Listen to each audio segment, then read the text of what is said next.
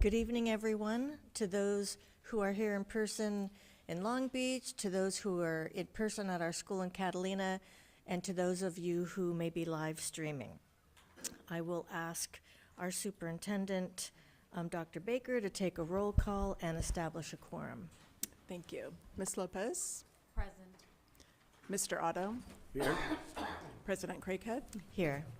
Dr. Benitez? Here. Mr. Miller? Here. Student board member? Here. Thank you. You have a quorum. Thank you. And now I'd like to ask our student representative from CAMS, Mr. Corey Umamoto, to lead us in the pledge. Please stand. Put your right hand over your heart and face the American flag. Ready, begin. I pledge allegiance to the flag of the United States of America and to the republic for which it stands, one nation, under God, indivisible, with liberty and justice for all.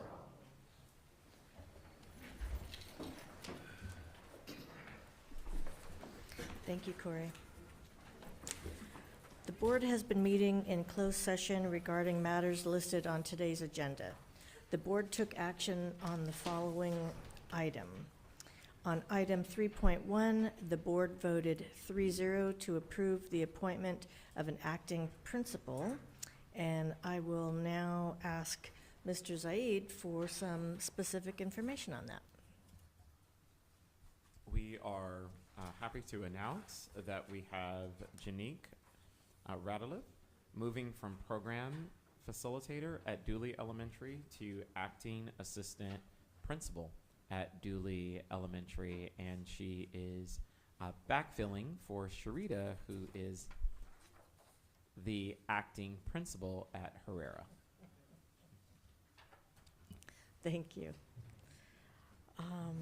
Okay, now we are at adoption of the agenda. Dr. Baker, did you have something? Thank you. Just one amendment to a resolution, to resolution 051925-B. There's simply a typo in the fourth paragraph. It says Stanford Middle School, and this resolution is for Gant Elementary School.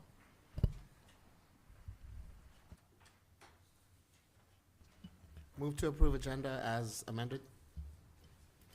Second. Any discussion? All in favor? Aye. Any opposed? Any abstentions? That passes 5-0. And now we are at the introduction of our student representative.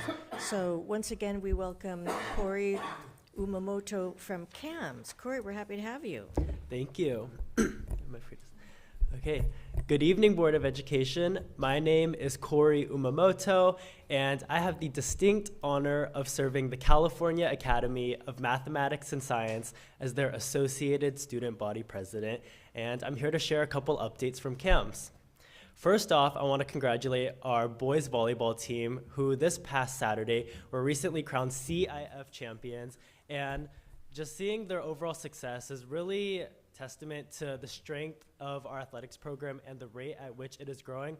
I want to shout out the student athletes, the faculty members, our athletic director, Ms. King, and the coaches for putting so much of their time and dedication into building up our athletics program, because sometimes people do tend to forget that CAMS does have sports, but to see us that we do have sports and to see us excel in it is such an amazing thing for our school. In addition to serving as ASB president, I also serve as an RSVP ambassador on the Superintendent Student Advisory Committee, and the goal of RSVP this year was to address our school site's equity dilemma, which for CAMS was a lack of cultural awareness. So I saw that a lot of the initiatives being an RSVP ambassador also aligned with the different ASB events that I could hold as ASB president. So for example, in January, we held our first ever Lunar New Year celebration, and we welcomed traditional Tibetan dancers, had a shuttlecock game, and had other traditional performances by students at a lunchtime rally.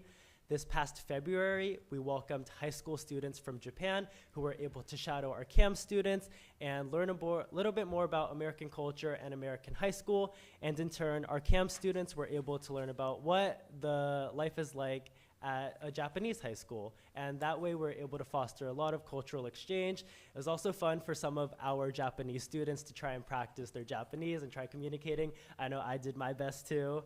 And then this past March, we had our first ever multicultural fair night market. So this transformed event allowed some of our cultural clubs to sell food after school, and we're able to use food as a platform of cultural exchange. In addition, we also had some of our cultural clubs do performances, and overall it was a really fun event. It was a great community event, and we even invited some of our recently admitted incoming ninth graders to this event, so they were able to get a good feel of what CAMS is like before actually stepping foot on their first day at CAMS. And in addition to these events, we also celebrated some of our monthly heritage months. This includes Black History Month, Women's History Month, Arab American History Month, Asian American and Pacific Islander Month, and upcoming we have a celebration for Pride Month. And along with ASB, I also serve as the senior class vice president, and our class board has been well underway to plan for our senior year events.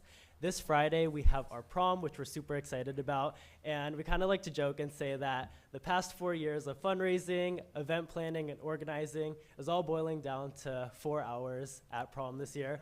But we're super excited, and it's super exciting to see all of our hard work pay off. After prom, we have grad night at Disney California Adventure, senior picnic, and that all leads up to graduation. So on the note of graduation, with about 15 days left, that I can say as a current student of LBUSD, I just wanted to use my last couple moments with this platform to thank a lot of people. I want to thank all of you for your time and dedication to uplifting student voices and making my journey and so many others so memorable and so influential. And I also want to especially shout out President Craighead, Dr. Baker, Dr. Twall, and Mr. Suarez for having such an impact on my LBUSD journey, and I just want to thank you for providing such a warm, welcoming, and inclusive environment for students to learn in, thrive in, and advocate for themselves in. And just once graduation happens, I'm so proud to say that I am a product of the Long Beach Unified School District. So thank you, and that concludes my board report.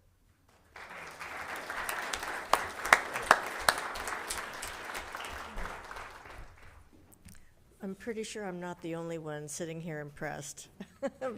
just hearing from your experience and everything. But did you mention your plans for next year?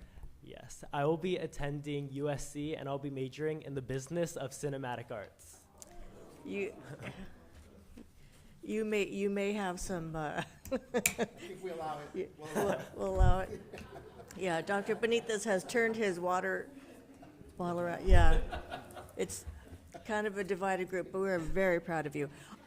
Do you have someone here you'd like to acknowledge, somebody who's here supporting you? Yes, I brought my mom today. I invited her, and I just wanted to thank her for all her support before I got my license, driving me to my different activities, dealing with my crazy hours, and even if I don't show it a lot, I'm really appreciative for your support. Oh, very nice, very nice.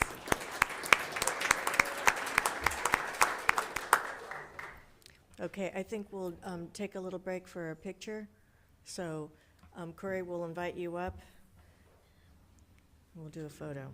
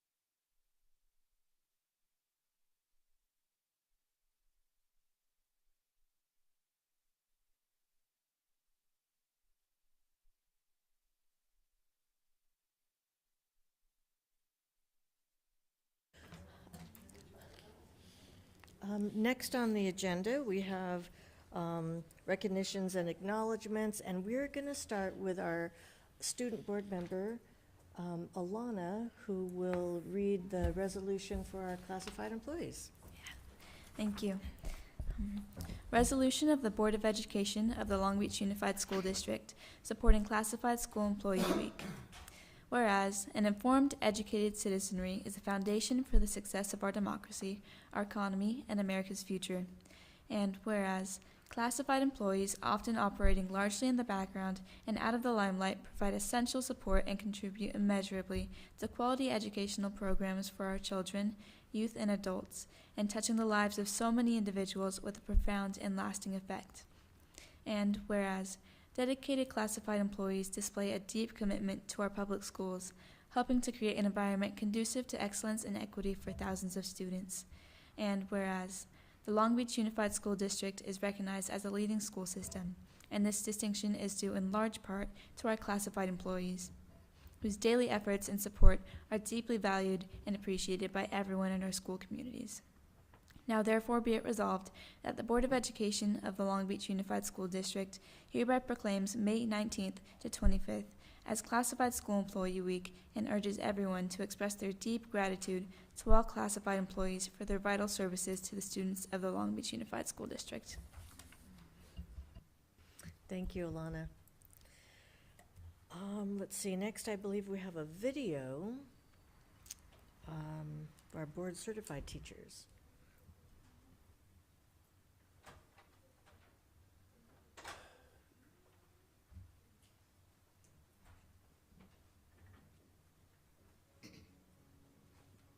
National Board Certification is a process designed for teachers to demonstrate through standards-based evidence the positive impact they have on student learning. It is a public assurance that teachers have met the profession's highest standards for accomplished practice. It is grounded in their 5 core propositions that describe what teachers should know and be able to do. Teachers have a commitment to student learning. They know the subjects they teach and how to teach those subjects to students. They are responsible for managing and monitoring student learning. They think systematically about their practice and learn from experience, and teachers are members of learning communities. The certification process is designed to collect standards-based evidence of accomplished practice and is divided into 4 components: content knowledge, differentiation in instruction, teaching practice and learning environment, and being an effective and reflective practitioner. In Long Beach Unified, we offer support to teachers in different stages of their National Board Certification journey. We currently have 28 teachers in a pre-candidate program, 59 in our candidate program, and 172 teachers who have received their National Board Certification. National Board candidates that complete the process and achieve their NB certification receive an additional compensation at a rate of 5% of the base salary. The district also provides support meetings for teachers who need to maintain their certification. NBCTs also have the option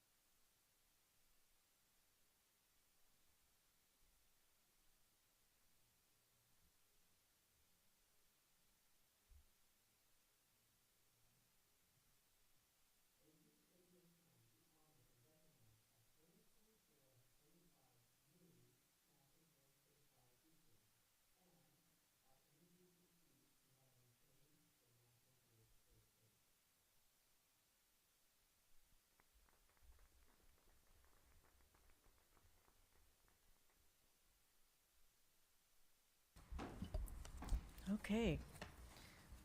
Congratulations to those teachers. Next up, Dr. Baker, I think you have an introduction. Yes, under recognitions and acknowledgements, I would like to call Dr. Rebecca Lee to the podium to be acknowledged, and I want to just tell you a little bit about Dr. Lee. We are so fortunate tonight on the classified personnel report, you will see Dr. Lee's appointment to Executive Officer of the Personnel Commission. Very important appointment for us, and it is special that it's coming during Classified Employee Week. So we are grateful for Dr. Lee coming back to the Long Beach community. She's a graduate of Poly High School, a jackrabbit, and there are some in this area that will be supportive of that. Also has worked in personnel administration, both in certificated and classified personnel administration over the last 15 years, most recently in Poway Unified School District as the Director of Personnel Commission. Prior to that, and certificated personnel for San Diego Unified, and also working in Los Angeles Community College District. She earned her doctorate at USC, go Trojans. Also has a master's in public administration from Cal State Long Beach, and a bachelor's degree in political science from University of California, San Diego. We are so pleased to make this introduction tonight and look forward to working with Dr. Lee in her administration of the Personnel Commission. Welcome.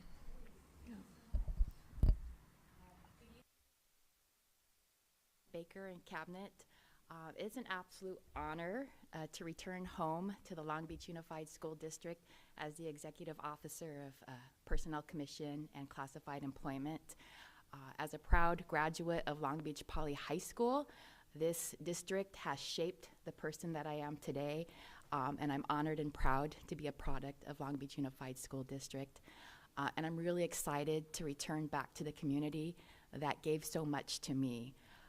That being said, I'm ready to get to work. I'm ready to support the classified staff, and I'm ready to help strengthen the programs and services that support our students and our schools.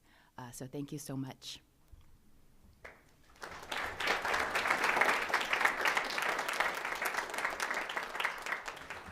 Well, welcome, Dr. Lee, and we're happy to have you. And that brings us to a video. So I'll have you turn your attention to the screen once again. We decided to really live into one of our core system values in our system portrait, which was to be an open district. So we worked with 13 of our community-based organizations to host 86 staff members from Long Beach Unified on learning journeys where we went into the community to be with and among. It really highlighted the fact that we're not just working for the students, but also for the families. Being there and listening to people that are leading the program and hearing it firsthand was inspirational for me, because I saw the power of doing something together with your community and trying your best to do whatever it is you can to help it. If we are going to do different, we have to be different. And to be different, we have to be an open district that partners with city, community, and family in a unique way. And I think when you are in and with community in authentic ways, there's just a different credibility and relationship that becomes possible, because there's just a generous shared ownership and care for work that we both do, or that we all do. But it really scratched the surface. So I think just highlighting that it was a great start, and hopefully that it continues so that we really do form those partnerships, those meaningful partnerships with the community.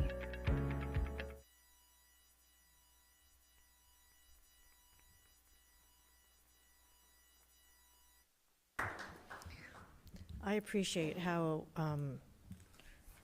staff thinks outside the box, so we can always improve, always innovate, always do whatever we can for the students and families of the district.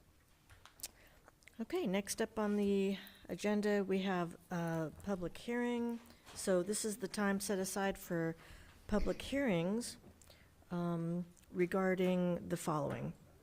Resolution 051925-B, dedicate easements to the City of Long Beach at Gant Elementary School located at 1854 North Britton Drive, Long Beach, California, 90815, for new drop-off and pickup. Is there anyone who wishes to speak to this item? We don't, okay. I don't see anyone who wishes to speak to this item, in which case I will declare the hearing closed. And next on the agenda, we have public testimony on items listed on the agenda, and we have none. Okay, so that takes us to public testimony on items not listed on the agenda. We have seven. Okay, thank you. Then we'll get started.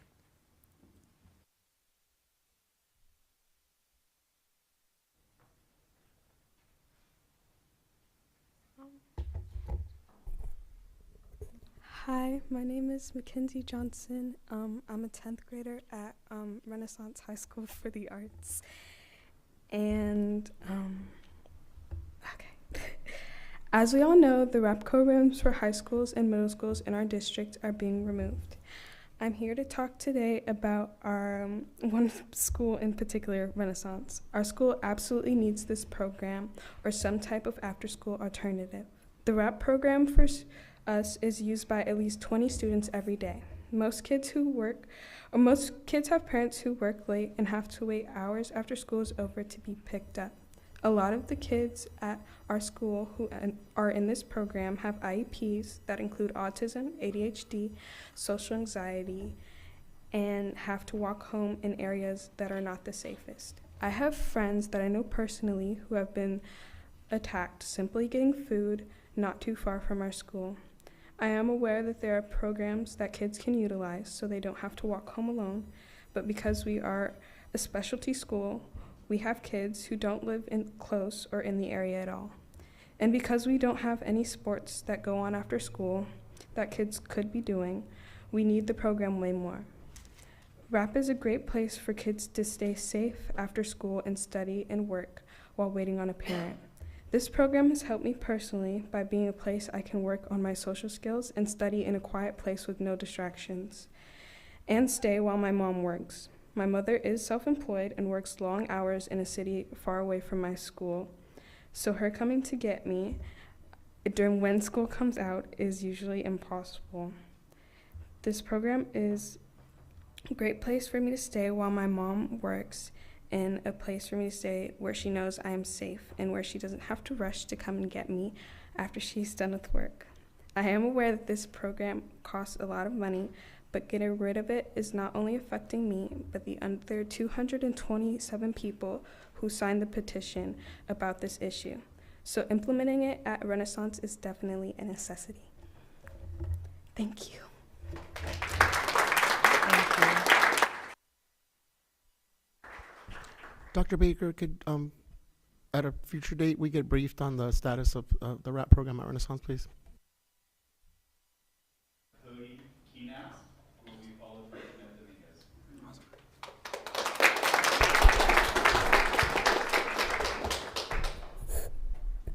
Good evening, LBUSD Board of Education, Dr. Baker, and senior team. Thank you for taking the time to hear me speak this evening. My name is Cody Keenest. I'm the Director of Bands and Orchestras at Lakewood High School. I'm here today to ask for your support in allocating funds to Lakewood High School in our music department for the 25-26 school year.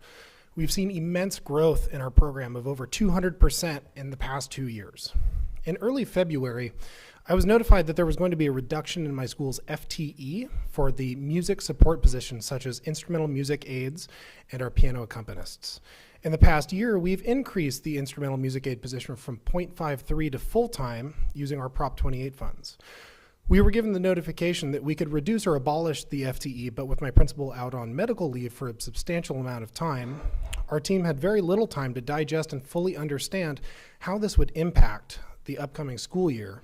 Thus, we were unable to make an adjustment to the position in the given time frame. As a result, we are now fully funding this aid position through Prop 28, which was not planned on or budgeted for. If these changes remain in place, our students will not have access to the specialized instruction for marching, movement, and small group instruction on every instrument offered in our program. Extracurricular activities like competitive marching band, winter drumline, winter guard, lessons, festivals, and field trips would be exponentially more expensive to run. I believe that I can speak on the behalf of all music teachers in Long Beach. Prop 28 makes it so families don't need to donate to access these opportunities and this individualized instruction. This funding change directly affects our students. I know that this change in FTE is affecting more than just Lakewood High School. We, the high school music teachers, ask that these affected positions be covered one additional year by Long Beach Unified School District, so we, the teachers, can have an appropriate amount of time to adjust to these necessary staffing changes. While our state is facing substantial budget cuts across the board, we need to be cautious as a district to not put the weight of funding on the shoulders of Prop 28, as this crosses the line of supplanting pre-established positions and programs rather than supplementing them. These actions go against the core principles of Prop 28 and put us at risk of legal repercussions, including, but not limited to, losing access to these funds entirely, which would be so detrimental to our programs. On behalf of all of the music teachers and students in Long Beach Unified, I do truly thank you for your time and consideration. Thank you.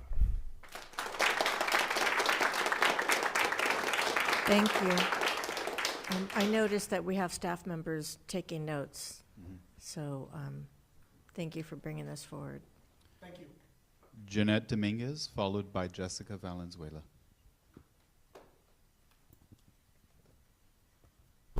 Good evening, board. My name is Jeanette Dominguez. I am the current treasurer for the Lakewood High School Band and Orchestra Boosters. The Prop 28 funds have made a huge difference in the music program because alone with just booster support, we spent over $24,000 this past school year. If you put that into perspective, that fed the kids throughout the whole year. We helped support those that couldn't make the voluntary donations. We bought uniforms for some students that couldn't. The social economic impact that we have in Long Beach varies by each neighborhood. Our students are having to drive from a different area to come to Lakewood High School for our music program. They come here because they know the legacy, what it's like to be part of the Lakewood Lancer Regiment, as I do. I am a product of the Lakewood High School Regiment, and I am proud to say that that program has helped me throughout the years, and now I am very proud that my son is a part of it, and I don't want him to go without those resources. So we do truly ask that we keep this funding because it would be truly impossible to have this program and still support our students. Thank you. Thank you.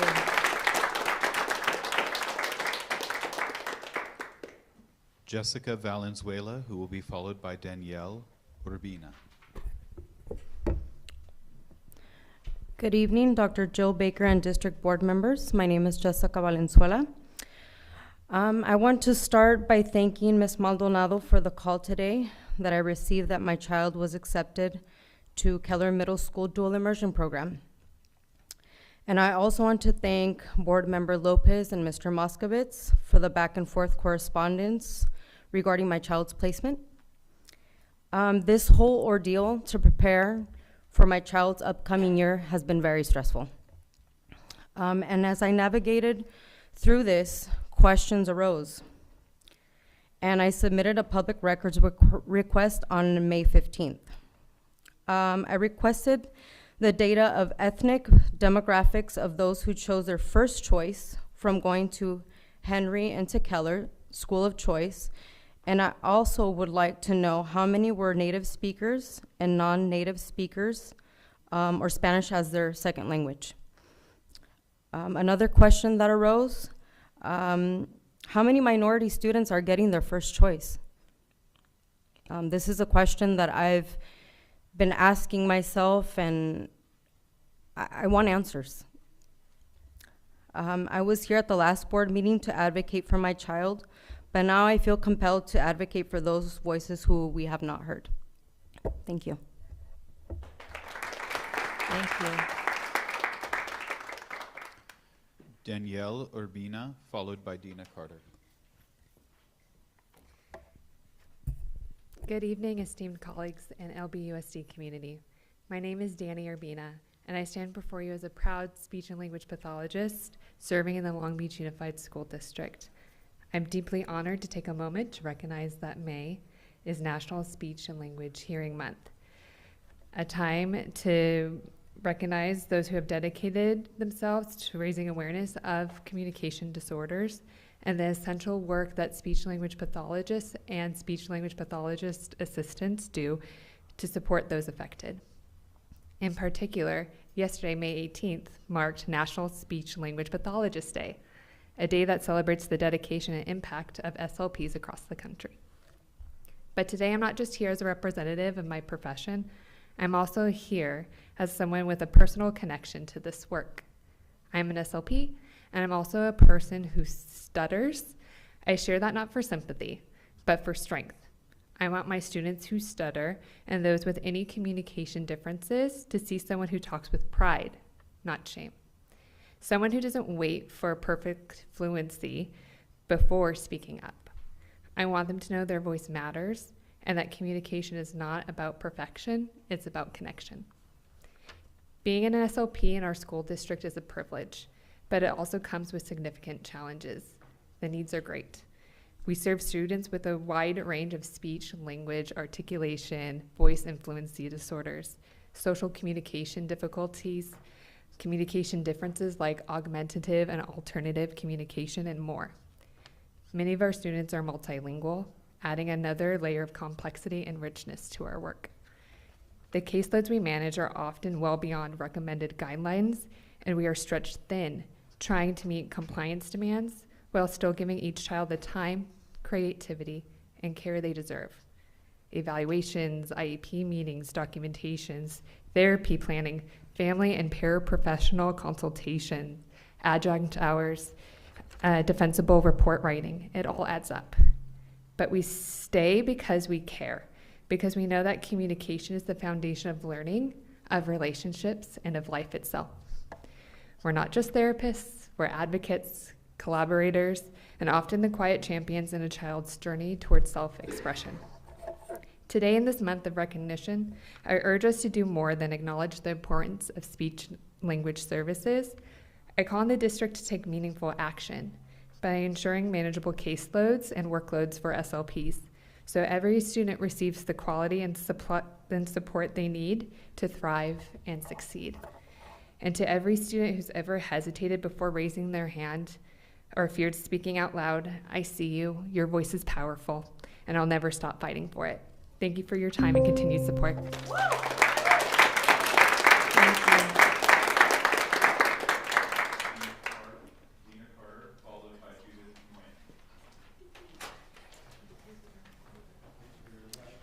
Good evening, Madam President and Superintendent Dr. Baker and all the members of the board. My name is Dina Carter, and I am a parent of a student in Long Beach Unified for 3 children. So my students have been in Long Beach Unified for 24 years, and I have 1 more left. I currently have a student at Lakewood High School. Both my oldest and now my youngest have been a part of the Lakewood Band. I would like to express my sincere gratitude for your continued support to the music programs in our schools. These programs foster a strong community, belonging, and a purpose for students. For my son, band has been transformative. It has shaped him into a leader, sparked his passion for music, and inspired him to pursue a future in music education. This is a direct reflection of the exceptional work of Principal Merlo and Mr. Kunis and the environment they have created. I respectfully request that the 20% of Prop 28 funds allocated directly to the school sites to be left at the discretion of the site leadership and stakeholders, including the principal, school site council, and educators like Mr. Kunis. Mandating how these funds must be spent limits their ability to meet the unique needs of their programs and students. the flexibility to allocate funds where they are most impactful, whether for equipment, travel, or enrichment opportunities, is essential to maintaining the vibrant and inclusive culture that exists within the Lakewood Band program. Many of our students come from families with limited financial needs, with a significant portion qualifying for free and reduced lunch. Asking families to contribute $500 or more places a heavy burden on them and can exclude students from valuable opportunities. I urge you to consider the equity implications of requiring site-level funds to be used exclusively for things like staffing, especially when the district retains 80% of the $9.9 million in Prop 28 funds given to Long Beach Unified. Those funds can be directed towards FTEs. Lastly, I want to express my deep appreciation for hiring Mr. Quinas. His dedication and talent have made a profound difference, and I am confident that the Lakewood High School Band program will continue to thrive under his leadership. I speak on behalf of many families when I say that experience, such as the band trips, competitions, and performances, are invaluable. These are the moments that shape our students' high school experience and their future aspirations. Thank you for your time and continued support. Thank you. And the final speaker is Judith Nguyen. Good evening, members of the board, superintendent, and community members. My name is Judith Nguyen, and I'm here for the third time to speak on behalf of parents asking for Long Beach Unified to expand the collaborative co-teaching through 5th grade. Since March, I've been attending CAC meetings, and I'm not alone. I've heard the same concern from many parents at CAC meetings, resource fairs, birthday parties. CCT is working. It's helpful.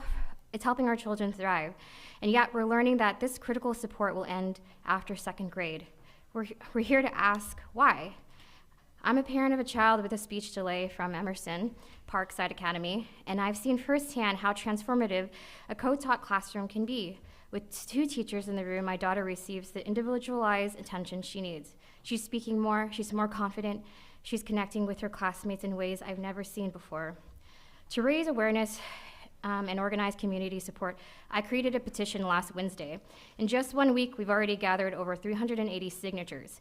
These aren't just numbers. These are voices from schools like Emerson, Bernie, and King. Families are coming together because we know this model works.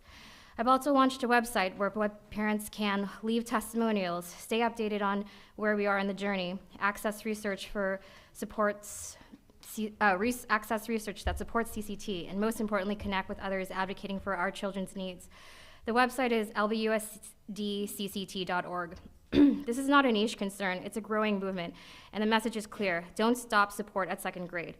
We're not asking for something new. We're asking to continue what is already working. CCT provides consistency, equity, and inclusion for both neurodivergent and neurotypical students. It supports teachers, reduces classroom management issues, and builds stronger communities.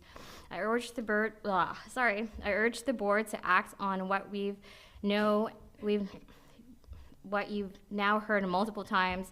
Don't let this model disappear when it's most needed. Let's work together to expand collaborative co-teaching through 5th grade for our children, our teachers, and for the future of inclusive education in Long Beach. Thank you.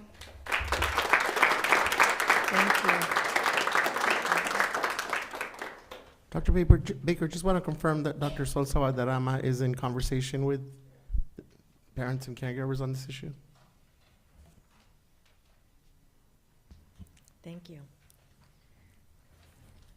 Next on the agenda, we have reports on superintendent advisory groups. Although today the board attended site visits and we didn't attend superintendent advisory groups, but I'll just check in to make sure in case somebody has a report, but I'm not expecting reports today, so we'll start with the business, budget, and policy development. No report for me, Madam Chair. Thank you. Instruction and student learning? No report. Workforce development? I do have a report. It's just a quick update from a couple of meetings ago, but I just wanted to make sure that people were aware of a couple of topics. One is our equity, leadership, and talent development. So we're currently in the process of recruiting the pipeline program candidates for the 25-26 school year. This great opportunity is for those within our district as well as outside of the district to join and learn about what it means to be an equity-centered leader in Long Beach. So it's really just been a great pipeline for us, and we wanted everybody to know that that pipeline is open. Next, we also have our preliminary administrative service credential and our clear administrative service credential. Last week, we launched our second cohort of the LBUSD Preliminary Administrative Service Credential, or PASC, program with 21 internal candidates from the departments and sites across Long Beach. The new cohort of students is currently taking 2 courses, School Improvement Leadership and Visionary Leadership. We are excited to continue the growth of our own internal program that provides an opportunity for future leaders to learn about what it means to be LBUSD. In addition, we look forward to welcoming and supporting our first cohort of LBUSD Clear Administrative Service Credential candidates in 25-26 school year with our own internal program designed for our new administrators. And then last but definitely not least, just giving a quick update on our status with our substitutes. So in the last 6 months, we've hired a total of 400 day-to-day substitutes, which now brings us to a total of 1,650 substitutes in LBUSD. We are working to actively recruit additional day-to-day substitutes for 25-26 school year. And this is a great way to learn about our system and obtain experience at multiple levels and sites across our district. So if you are interested in being a substitute, please reach out. That's the end of my report. Great, but while you're at it, next we have student outcome focused governance, and I'm wondering if you wanted to take a moment to talk about any updates with parent engagement or anything else. Correct. So not parent engagement, but community engagement. And so following our meeting on Monday, I created a preliminary plan, sent it back to Greg for comments. He and I went back and forth on a couple of those major topics. All things considered, I made some revisions to my plan, and I put it in both you and Jill's inbox earlier today. So I would hope to be able to bring that to our next board meeting for conversation to talk through really 2 major next steps items, which are us deciding on 3 potential venues to host our community outreach events in our subsequent districts, and also creating a strong 1-hour script for those meetings. Great. Thanks for the updates. Okay. We will move on to our consent calendar. So we'll need a motion for that. Move to approve. Second. Discussion. You have something, Dr. Benitez? Just quick question, Dr. Lund, from our instruction report. I know we got a handout on the revision of Spanish and Spanish for speakers curriculum and course revisions. Can you talk a little bit about those? Of course. There are 4 sets of courses that are up for approval for tonight. 2 are heritage language associated, so you can think back to our master plan work and our support for heritage language. All the Spanish for Spanish speakers courses, 1, 2, 3, 4, 5, 6, and 7, 8. Our French for Spanish speakers course, which obviously leverage both of those courses really were revised to really tap into funds of knowledge, asset-based approaches to support students who bring obviously a wealth of experience and language to the courses, and making sure that that is being leveraged in support of the instructional program. The 3rd course is our straight Spanish course, Spanish 1, 2 through 7, 8. And then the final course was an ELD course in support of our ELD continuum at the high school level. And they are really being revised, not just from an equity standpoint, but also to really connect back to recently adopted materials that were adopted within the last 2 years. Is there any, or will there be, actually I should rephrase that again, Dr. Lund. What will be the connection between those revisions and our English Learner Master Plan? So specifically to Chapter 7, within that English Learner Master Plan, there's the support for the heritage language programs. These courses specifically support that multilingual approach within the district, in support, obviously, of our dual language programs at the elementary and currently at the middle school level. Broadly speaking, there is an English learner component to language programs, and how can that be leveraged as a core component to supporting students in their learning? Thank you. And I do have a question. Item 15.7, bids number 22 and 23, the contracts with Omina Partners, one for $300,000 per year through September 2028 for a total of $900,000, and the other one with the same company for $400,000 a year through 2027 for a total of $800,000. If someone can just elaborate on those two contracts.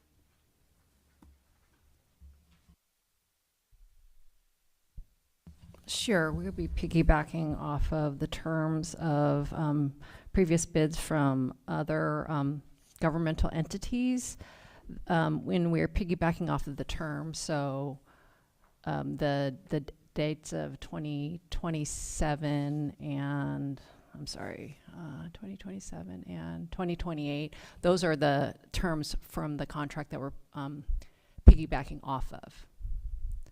So that time range is in the contracts that we're piggybacking off of, and we're just utilizing that term. Can you explain that contract or those contracts? So this allows us to piggyback off of the terms that another governmental entity, so they've bid out these services, and we are piggybacking off of those terms. Those contracts contain terms that go through 27 and 28, so we're utilizing those terms.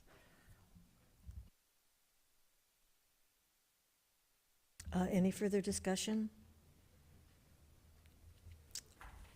Then I will ask Dr. Baker to take a roll call vote. Ms. Lopez? Aye. Mr. Otto? Aye. President Craighead? Aye. Dr. Benitez? Aye. Mr. Miller?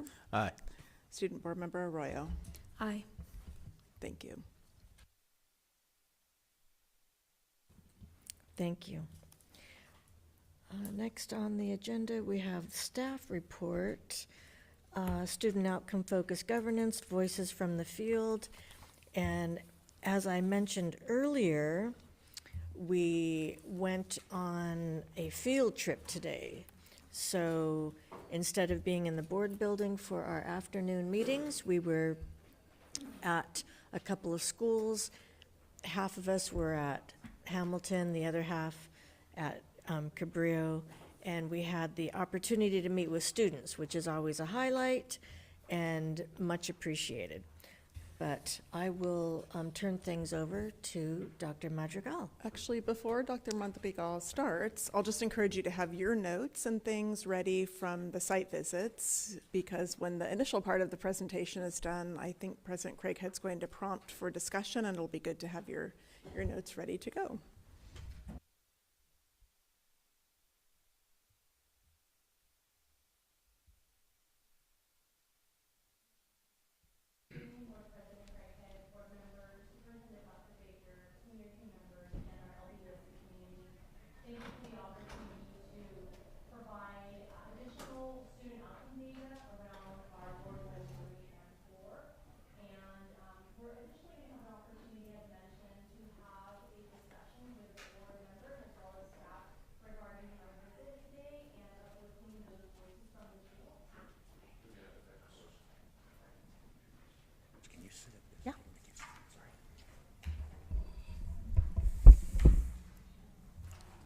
We appear to be playing musical chairs.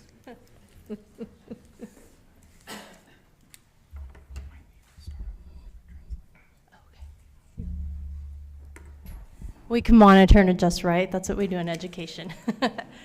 So we're going to start our presentation today by first talking about our quantitative data, specifically our positive student outcome data, and then we will follow with a discussion around the qualitative data, which is what humanizes our data points.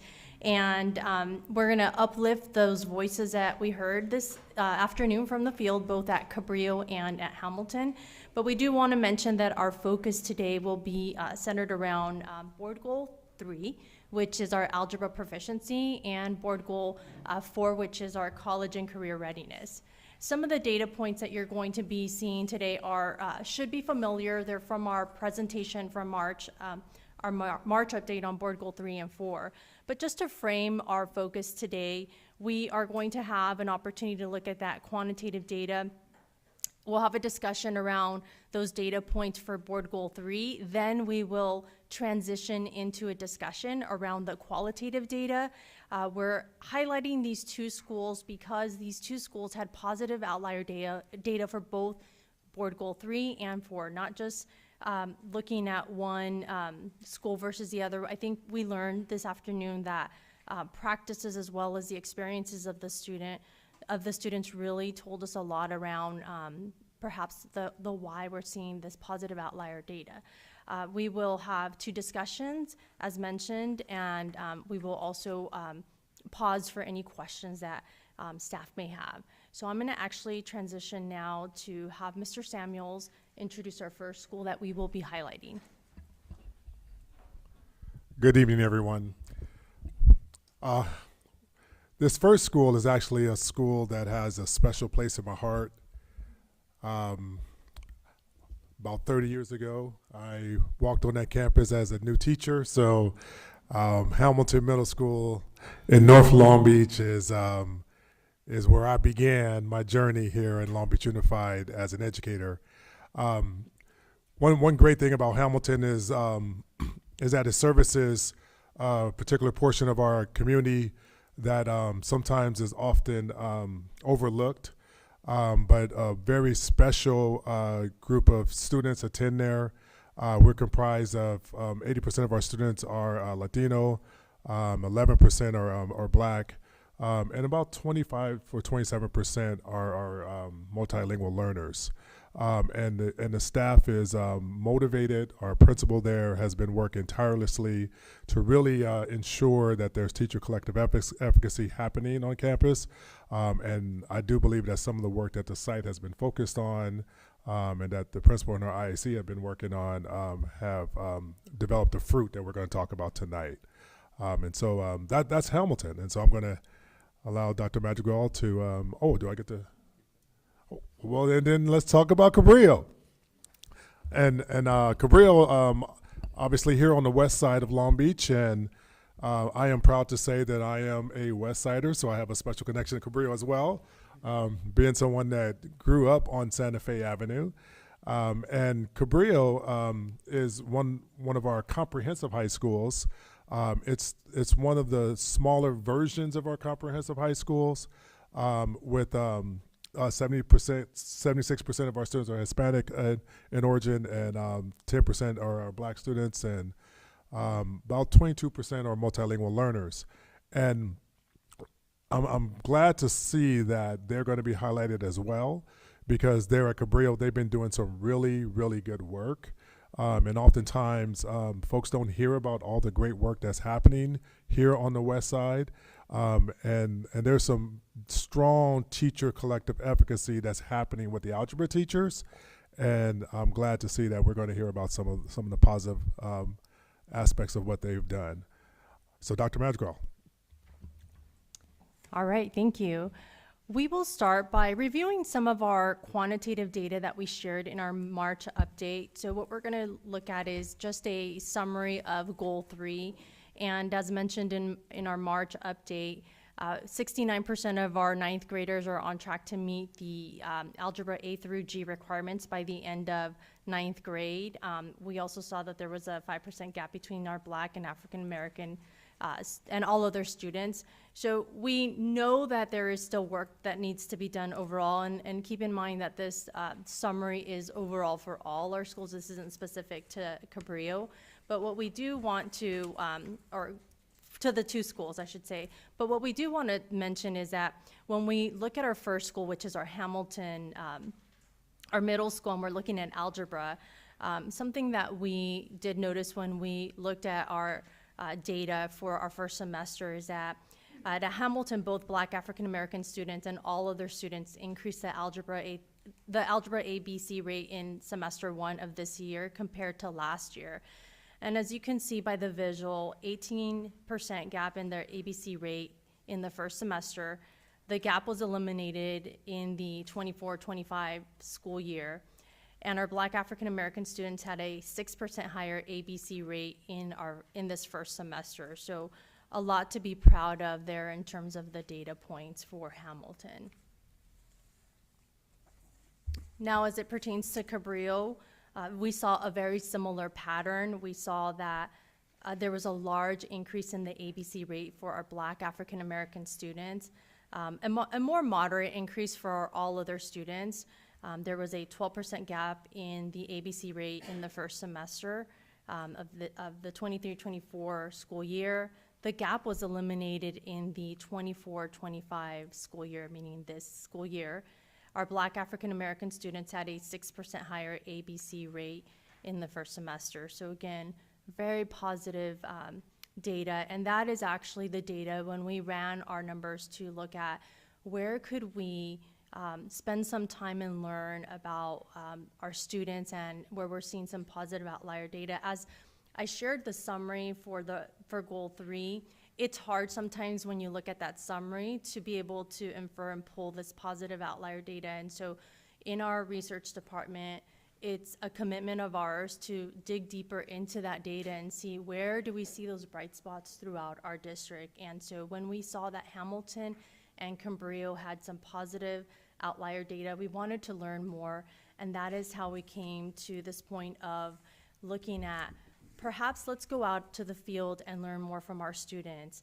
And so for today's discussion, we are going to center our 3 themes around student experiences or early student experiences, preparation for algebra, and personal experiences and suggestions, because we also know that every student has a different lived experience, and as they move through our system, they're able to give us information regarding what worked really well for them, as well as what are some things that the question we asked, I know at Hamilton, we asked, if you could go back, what could you tell us about things that you learned that you would do differently, or things that supported you? So again, uplifting their lived experiences and uplifting their voices. So what we want to do is give those that did not participate today some context around what we experienced. We had 2 teams go out to the sites. 10 students at each site participated in a focus group. And we used a World Cafe instructional method, which explores, usually it explores a articulated topic, a very focused topic, and usually in a World Cafe style, we get to ask a set of questions and get to learn more from the small, intimate group. And these questions, as I mentioned, are grounded in these 3 themes. And at Hamilton, we got a chance to spend time with 8th graders. And at Cabrillo, you had a chance to spend time with 9th graders. And my understanding is maybe you had some sprinkles of maybe an 11th or 12th grader. Those of you that participated at Cabrillo will probably share more about that. And so we had an opportunity to listen, learn, ask questions, have them share with us. And so at this time, I'm going to ask if Board President Craighead would kick us off into our discussion. Thank President you. Craighead, What? just clarity on slides 8 and 9 before we get into the field. What Okay. you just covered. All right, clarity. So when I first saw the slides, Dr. Madrigal, all honesty, I was like, okay, there's going to be an explanation here. Props to you because you're always so even keel. But I'm wondering if you and the team is containing the excitement. If I'm reading this correctly, that's a semester 1 to semester 1 comparison. 36% change in the positive at Hamilton and 22% Yes. change at Cabrillo. Again, like, that's huge, right? And I was like, okay, there'll be some kind of, am I interpreting this correctly? That is correct. I mean, you've tasked us in the past, you've challenged us and said, like, we want to learn more. And so we've really taken that as that's our drive, our North Star, that we often bring data to the board, and the data sometimes can appear flat or it doesn't tell you much. And this is the beauty of qualitative data, that you're able to look at the quantitative and dig deeper. And so that's what we did. Our team looked at patterns and trends. And also we looked at what type of professional development has occurred. And then we started to ask questions. And what I didn't mention is that the team, and props to the Hamilton as well as the Cabrillo team, we did a lot of work collaboratively, the research team as well as the schools. We participated in Zoom meetings to learn more, because with a visit, you can't learn everything, right? But we got to ask a lot of questions around the same thing. We thought, like, wait, let's check the data. Let's make sure that this is correct. And it is absolutely correct. I think in the discussion, you're going to learn, at least from the Hamilton, and Cabrillo will also probably give us some insight. We learned some things about shifts and thinking and reflecting those adult actions, as well as students being able to connect with their learning in the classroom as well as outside. So I think it was a combination of different things, but yes, what you're inferencing is it is correct. Yeah, thank you for not letting us gloss over that part. I was like, there's something, I don't want to get up and start cheering here. I mean, it's 2 semesters worth of data, but yeah, that's dramatic. Yeah, that's very dramatic. Beyond. In the best way. In an incredibly positive, sorry, my mic's, in an incredibly positive way.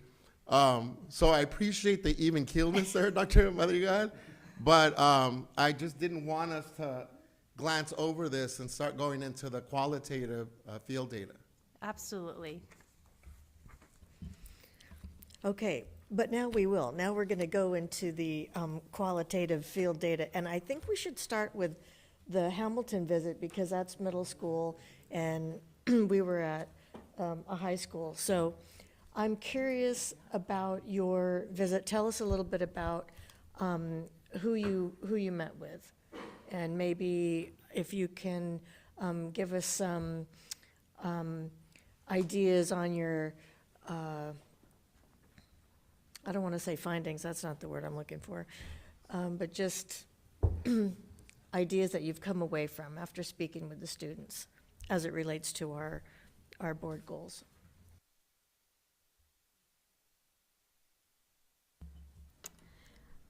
Well, I thought it was a great opportunity to speak directly to the students, and we also had the opportunity to speak to 2 of the teachers. But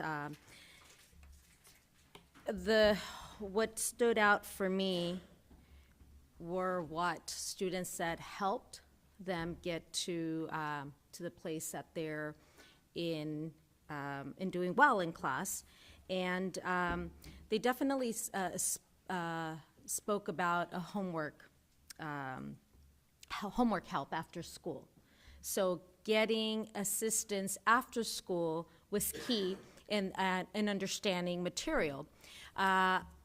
They were also very consistent in saying the one-on-one with the teachers was very helpful. I did ask about the grading policy and the opportunity to make up work.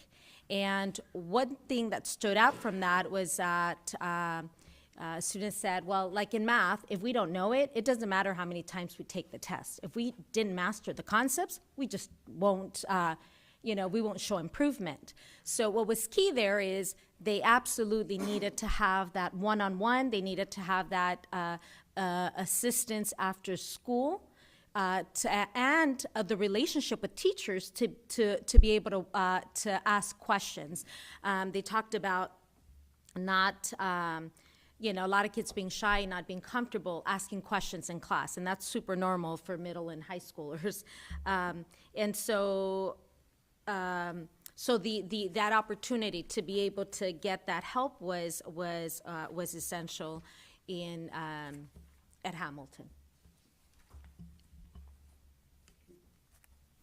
So, and I also was at Hamilton today, and we met with 2 groups of students, each about groups of 6 or 7, and it's always fascinating to talk to middle schoolers. You ask them a question and they go, okay. What was your question?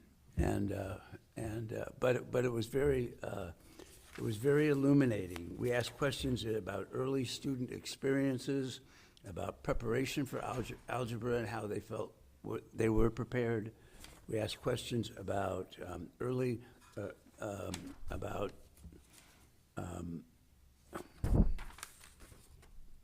those are two together. Let me pull up my. Here they are. Oh, no, those are the teachers. Sorry. I can jump in, just add some other things.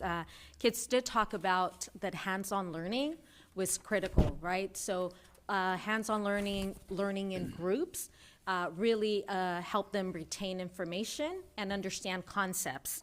And a couple of students, at least definitely one, talked about when teachers simplify the work for them and give them notes. So note-taking was critical. I did ask if they had study guides, and that was something that students did use that they found helpful. So it was clear that key at the school, what helped the kids were the relationships with teachers, that after-school help, that one-on-one instruction, the hands-on learning was super key in their success. Yeah, and I found my notes on the second page of my notes. We also talked to them about personal experiences and suggestions that they would have, and also additional questions and follow-ups. And I reiterate what Member Lopez said. They were very impressed with the accessibility of the teachers to help them out with what they needed to learn. And it wasn't top-down. It was very much one-to-one. It was very much after school, we're going to make sure that you get these concepts. And it was very, very impressive that the relationship that the students had with their teachers and what it was that they were doing. I was particularly impressed with the time we spent with the teachers, because the teachers were very enthusiastic, have been thinking about this for a long time. The two teachers that we met with were relatively new. Both of them had been there about 3 years. One talked about the whiteboards. I can get it wrong and it's okay. And then those are whiteboards on the wall, and those are also lap boards that are on the desks. And it was very moving how they said that they learned things through that. They said they were constantly moving. It helps students teach out their styles and make connections to their daily lives by word problems and quadratics. They talked about how they taught quadratics, and that was fascinating because they said, you have to be concrete. You have to talk about things in the real world and relate to them. And they said we're a little challenged by a couple of those things, but we were able to do that. They said that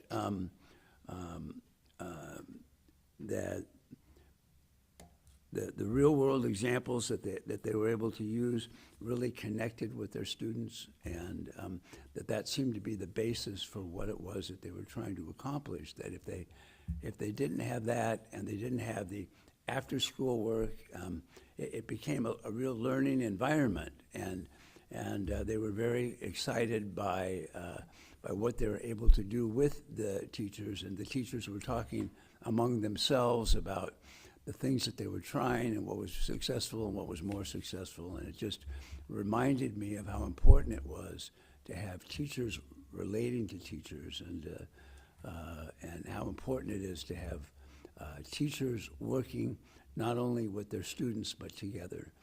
They have aides come in, and aides can assist with their particular problems, but it was very moving to hear what the students had to say about what they were learning and how they felt about what they were learning. A couple of the teachers talked about the problems that they had with students who would try and hold back and not participate because they hadn't had much success in math, but they were being drawn out, and that was a prerequisite to accomplishments. And they seem to be doing a great job about it. I hadn't looked at the data until after this meeting because I wanted to sort of get my own impressions, but I think that it was a great experience. I tried to explain to them that we had picked them because we thought that student voice was very important.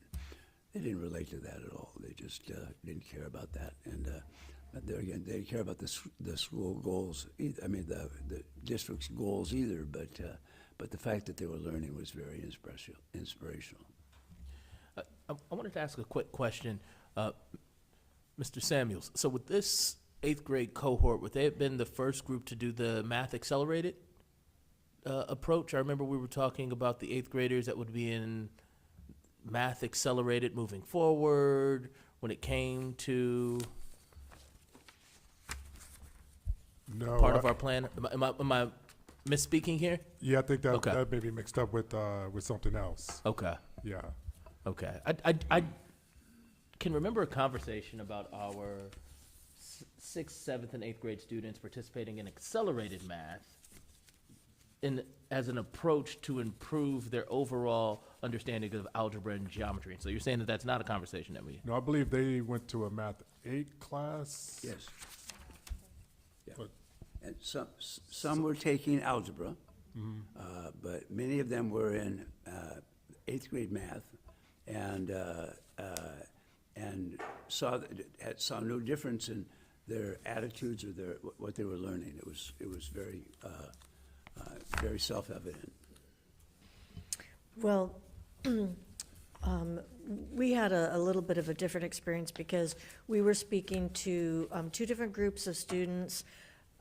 Dr. Benitez was in a separate group, and then after a certain amount of time, we switched, and Mr. Miller and I were with the other group, and then we switched. So we had an opportunity to speak to all the students, just not all at the same time. And I think we came away with some pretty similar observations, actually. And so your light's on, so I think either you forgot to turn it off or it's your turn to speak. Yeah, no, well, because there were a couple of things that I was really excited about. One was I can remember, maybe about 2 years ago, Mr. Moskovitz was talking about how it was more of a principle about how if we continue to challenge our students by taking an accelerated approach, that these students will continue to kind of meet those goals, right? Or at least land amongst the stars. So all things considered, when I was having our conversation with the students, you saw that I was pretty interested in not only what classes they took before the algebra and or geometry classes that they were in now, but what things were they doing to help accelerate learning, right? And one, I guess, theme that I saw, where there were two major themes, were I would say there were a good amount of students who were in the 8th grade that took some form of accelerated math class that they were speaking to.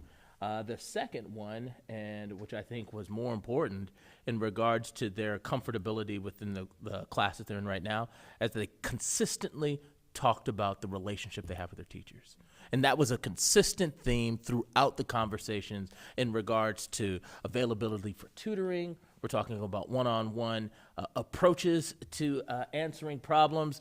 We heard about some fun techniques of even using their desk as a whiteboard. I was jokingly saying, in my day, they would call that graffiti. No, but no.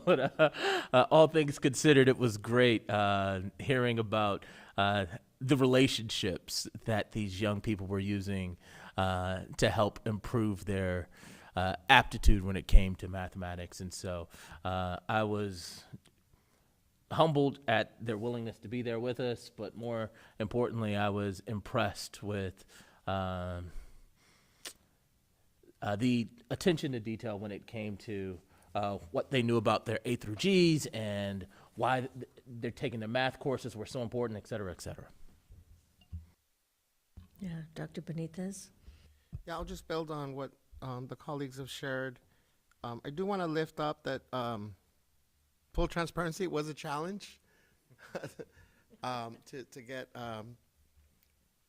going with our high school students, and I totally understand. I mean, folks that they've never met before showing up to their campus. I was with these two guys in suits, so I understand the reservation and hesitancy. We don't have a relationship.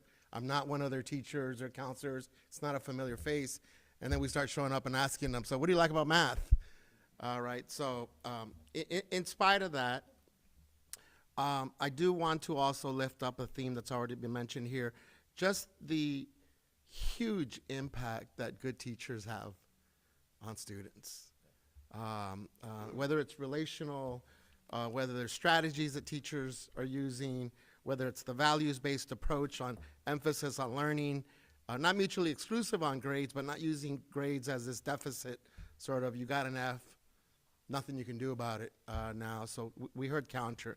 So I'll read down. I have a list. Brian, Ed, if you want to jump in. So we ended up broadening because of the challenge of taking a deep dive into algebra, broadening on just positive things that they've experienced in math, and then some of the challenges that they've experienced in math. So again, no particular order. The appreciation, well, first off, thank you to the students. Deep appreciation to the sharing that the students did and to the learning opportunity that we had there. So from their perspective, deep appreciation of tutoring and the importance of tutoring.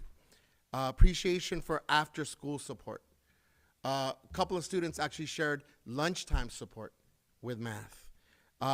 Appreciation for and the need for more one-on-one time with teachers, right, in any context, whether it was during class, after class, at lunch, just the impact that one-on-one interaction has. And I'll even be more specific because of the ability to provide structured feedback during that one-on-one time. An appreciation for those teachers that go above and beyond with study materials that go home with students that are still available to students. A couple students had some ideas around, could we do some more videos, perhaps, on subject matter, because sometimes it doesn't come through in a quick follow-up or in a quick lecture, but a video I can go back and look at it again with those interactions, right? That one-on-one support. So videos, just more sort of at your own pace type resources beyond the one-on-one structured support. I heard at least 5 students share a variation of the importance of using samples and then walking students through the examples. So maybe not the exact thing that they would be tested on, but something that the students could always refer back to, and the importance of having someone, and in this case, even peers, right? So an appreciation for group work where they could refer back to an example. Stuff that students love were things like the use of virtual reality. As a matter of fact, we were taking up some students' time in the classroom that we were in. Were you going to add something, Brian? I was just going to share related to that. So this year we've been testing out, working with a company called Prisms. They actually donated headsets, and we have trained teachers at Cabrillo, Lakewood, and Lindbergh. And they're using that to help their students, particularly to understand visually how algebra works. And actually, I'd be curious, even as we start learning a little bit more about the impact, I'd be curious to see the impact of the students who use that virtual reality in the pretty accelerated growth we're seeing in algebra at Cabrillo. But that VR that they were talking about is specific to a program we've been testing out this year at those 3 sites. Yeah. And VR, other digital technology, games, right, using math. A couple of them mentioned they like the competition of incentivizing students through a sort of friendly competition. So again, a lot of this builds on what my colleagues have shared, but even there, I mean, I have a list of like 10, 12, including VR. Ed, Brian, anything that I missed? I'm a good note taker, that's why. Yeah, thank you. Well, the problem with going last is that everybody's covered pretty much everything I've taken notes on and my observations align with everybody else, where the adults in the students' orbit, the, you know, teachers and other adults like coaches or whoever, they're the biggest support and make the biggest difference in whether or not they get these math concepts, and whether it's the one-on-one support, tutoring outside the classroom, or even that peer-to-peer support during class. So as we can see from this data, wonderful things are happening. The only thing I will mention is we talked a little bit about our grading policy, and from what I understand, it doesn't seem to be consistent across the board. It doesn't seem to be consistent from teacher to teacher. That was something outside of what's just been talked about, but Dr. Brown, anything else you'd add? No? There was one more piece that I wanted to bring up, and it was a smaller one, but I felt like that it was important. So with the first cohort that we met with, we had a few juniors and actually one senior. And so in that group, one of the things that has been used as a tool to not only help with one student's progression academically, but also just to kind of keep her skills sharp, it sounded like, was participation in summer school, even as an 8th grader, which I didn't even know that they could do. Like, she going from the 8th grade to the 9th grade, she had signed up for a math class because she had concerns about her skills, and so it became like a small theme within our conversation as 3 of the people in the room had participated in summer school, one for just grade improvement, but the other 2 were just centered around one kid, which I thought was pretty cool. He was like, dude, I'm a football captain. I'm at campus all the time. He's like, I might as well get some credits while I'm here. Right. And so he signed up for summer school. But all things considered, he spoke to how being active and learning over the summer helped him going into the next semester. So did the young lady in our ROTC, and so did another one of the students. And so as we think about tools and interventions, I can't help but think about like how impactful those summer school opportunities are, not only just for grade improvement, but also like knowledge retention. So, yeah, I'm glad you mentioned the summer school part of it. Sometimes with intelligence, it's not just what you know, but it's the decisions you make. And for these young adults to be in 8th grade or 9th grade, planning to attend summer school just to sharpen their skills, just to, stay up on things during the summer, not lose any of that traction.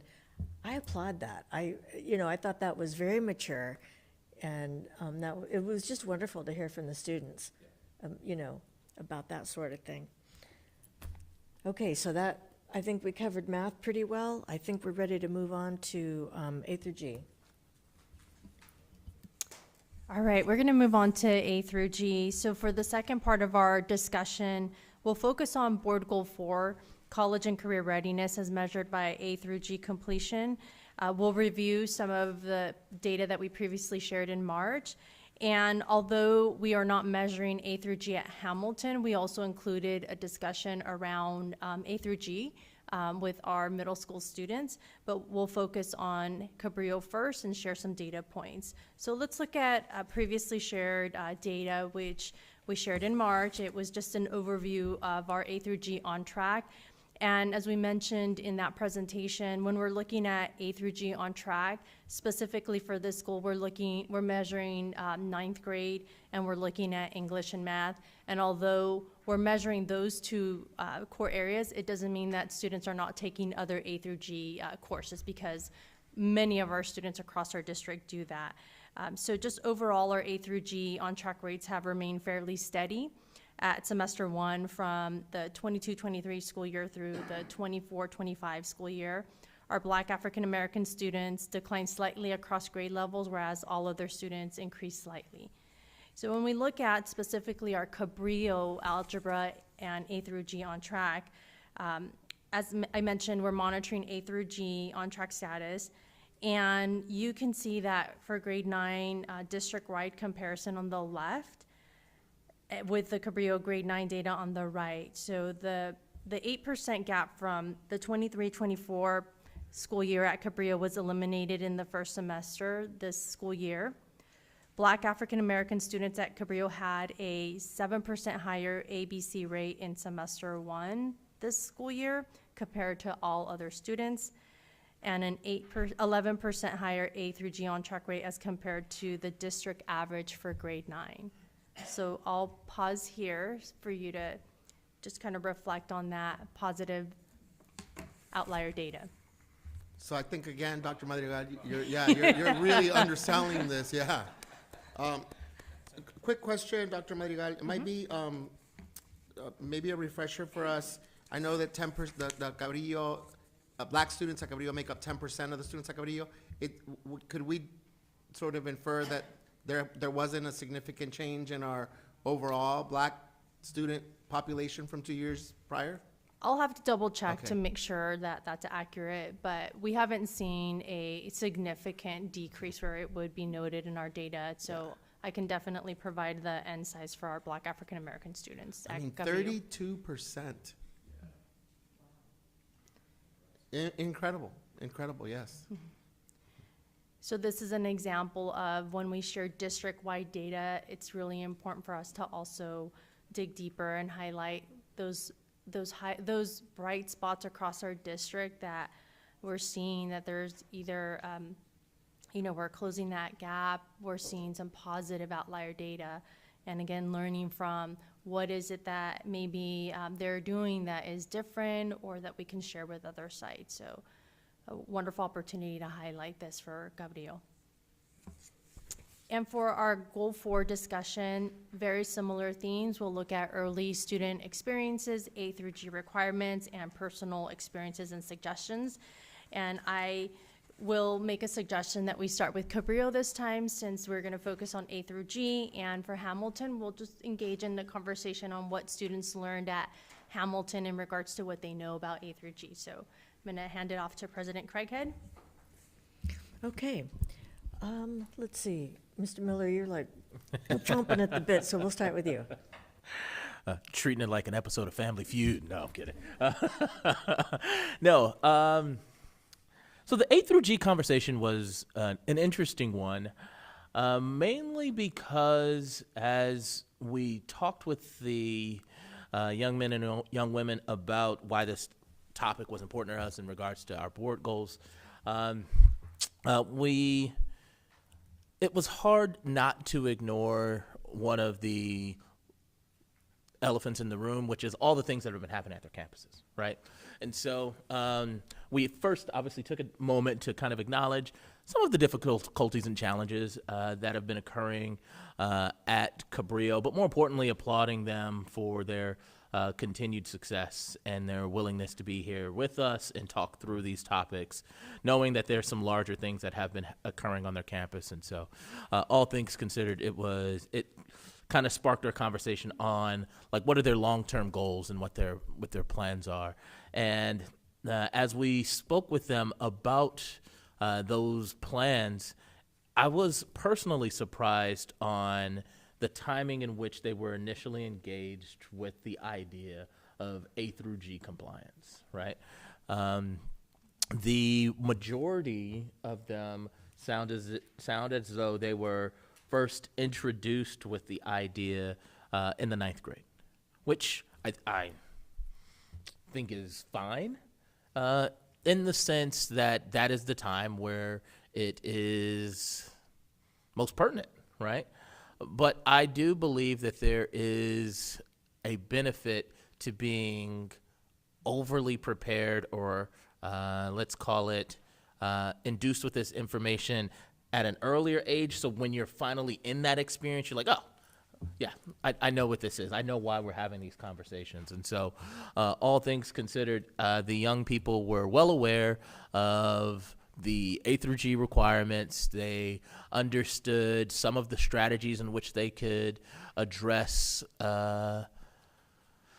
being in compliance. If they did have a hiccup, one of the students, admittingly, I think I shared earlier, went to summer school so that he could be back on track for A through G compliance. But all things considered, I think that the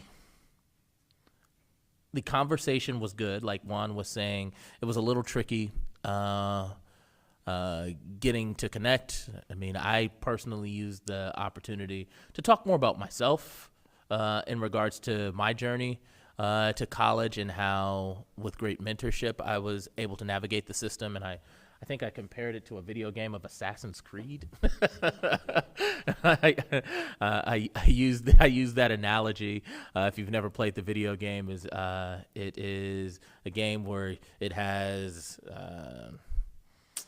challenges that you have to like go in certain doors, and you have to put the key into this door to go into this room, and so on and so forth. My point in all that is saying that at times I felt that when I was in high school, the process in A through G was kind of confusing and a bit cumbersome.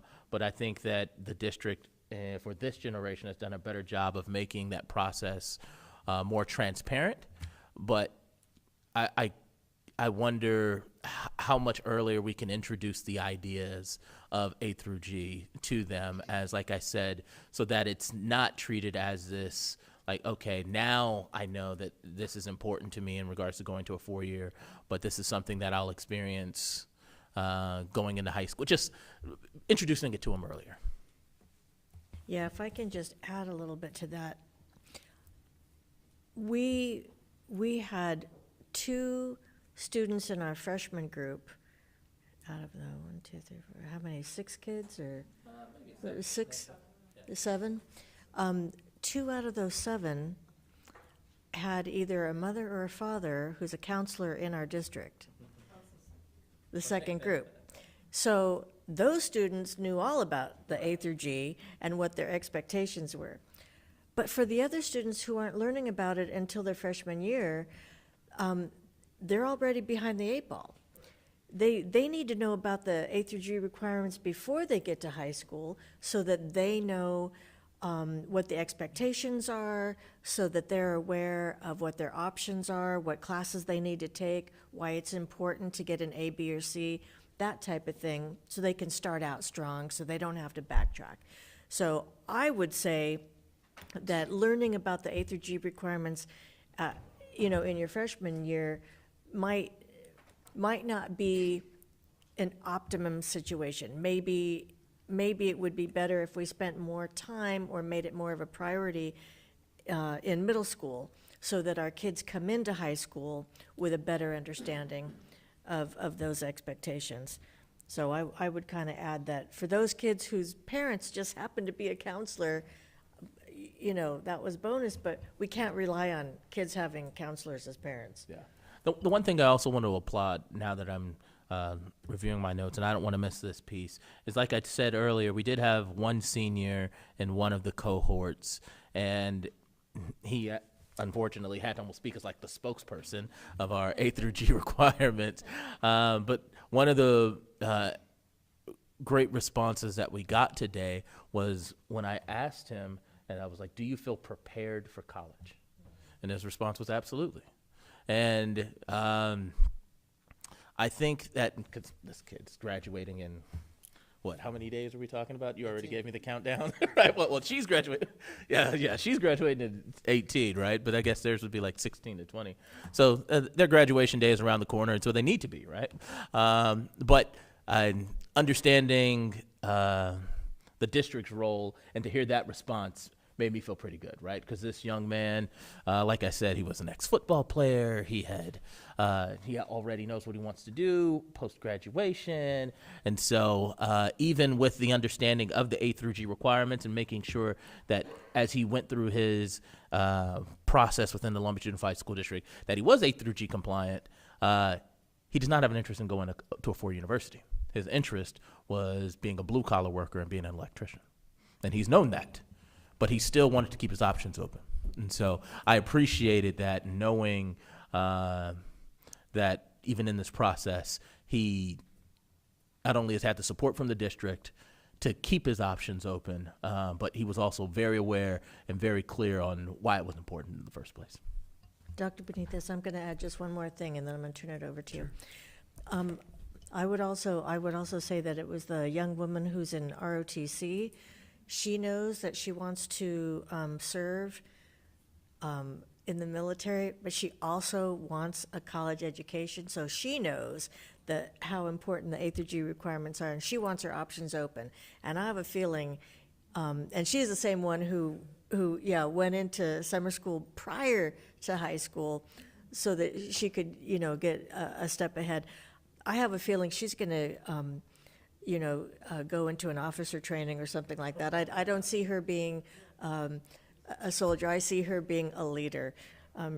She's incredible. As that's such a important part about us connecting with the students to see their potential. They let us in on that. Dr. Benitez? Yeah, they were very highly decorated already with what they were wearing. Again, just echoing my colleagues' observations, I would build in a couple areas. We ended up taking sort of a step back, and Brian ended up sort of broadening this around really two broader questions. One was around familiarity with A through G, and we did the whole kind of really familiar, and then sort of have a series of conversations that way. And I would say, if not all of them, the vast majority of them were familiar with A through G. And they understood them as, these are classes that we have to take to be able to, go to UC or CSU. The technical aspects of, how many years of this, grades, there was a wider variance with knowledge. We also had a student there whose parent was an assistant principal as well, who said, one of my parents is assistant principal. They're on me every day about this stuff. And then the second sort of area of the conversation was around where they saw connections between their pathways and career and college readiness. And we got some very specific, I think out of all the ways that we try to ask questions, and it wasn't easy, it was a good experience for us in that regard. That was the one where the students very specifically said very specific things about their pathway, whether it was a specific course, whether it was some observations about global logistics and the other pathways. It took a little bit of prompting from Mr. Samuels, but they had very specific ways that they were connecting or not. So there were wonderings around, how was I supposed to know in the 8th grade what I wanted to do? Right, and a wondering of could we have more information? Are there more opportunities? Not that the pathways are end all be all, but around what kinds of options are there with this? What kinds of careers? Even if I'm in this pathway and maybe by the 10th or 11th grade I'm not quite feeling the pathway, how can I think about the opportunities and the options? So we got some pretty varied responses in terms of very specific programs, and that those programs sort of opened the doors of, that program, I can understand it through a law context, or that program through an engineering context, or that experience or that activity that I participated in, or that teacher through a global logistics perspective. So I was appreciative of that. And I shared with them that we were going to have a conversation with this. I'm speaking to those students that they're watching, and 2 of them said they watch school board meetings. I think 2 areas where I'd love to hear the team's thinking and where those conversations are, where they're getting their A through G information from. I mean, a couple of them were able to very vividly say, there's a chart right there in the classroom. Others, for instance, were not aware that they could log on their own and track their progress. I think it was the first group, none of them were aware of it. So I said, hey, so what if we had this thing where you could log on? And they were like, we checked that out right away. So I saw Brian writing down, okay, so how are we communicating that we have these tools and resources for students? So I think that's one area around yes, they kind of know what A through G is, but where would they go? And they said, they all kind of were like, we'd go to a counselor. Yeah, but it's still the burden rests on you, kind of to go to a counselor with questions or wonderings, or to a teacher, or to whoever on that team. And so that was, I left sort of with that. And then the second piece is, I think this undue pressure that is felt, that I heard around not knowing what they were going to do or what options were available to them, and kind of just left sort of wondering, okay, how is what I'm doing here connect to the future? And with a sense of hopefulness, and the caveat here was, I won't frame it the same way, but again, this is what I took away. The pressure that students are in to have it all figured out, or to feel that if they haven't figured it out, that somehow, they're less than where they should be. And so one student actually, I asked the question, what do you think we could do to inspire or motivate or be supportive of that?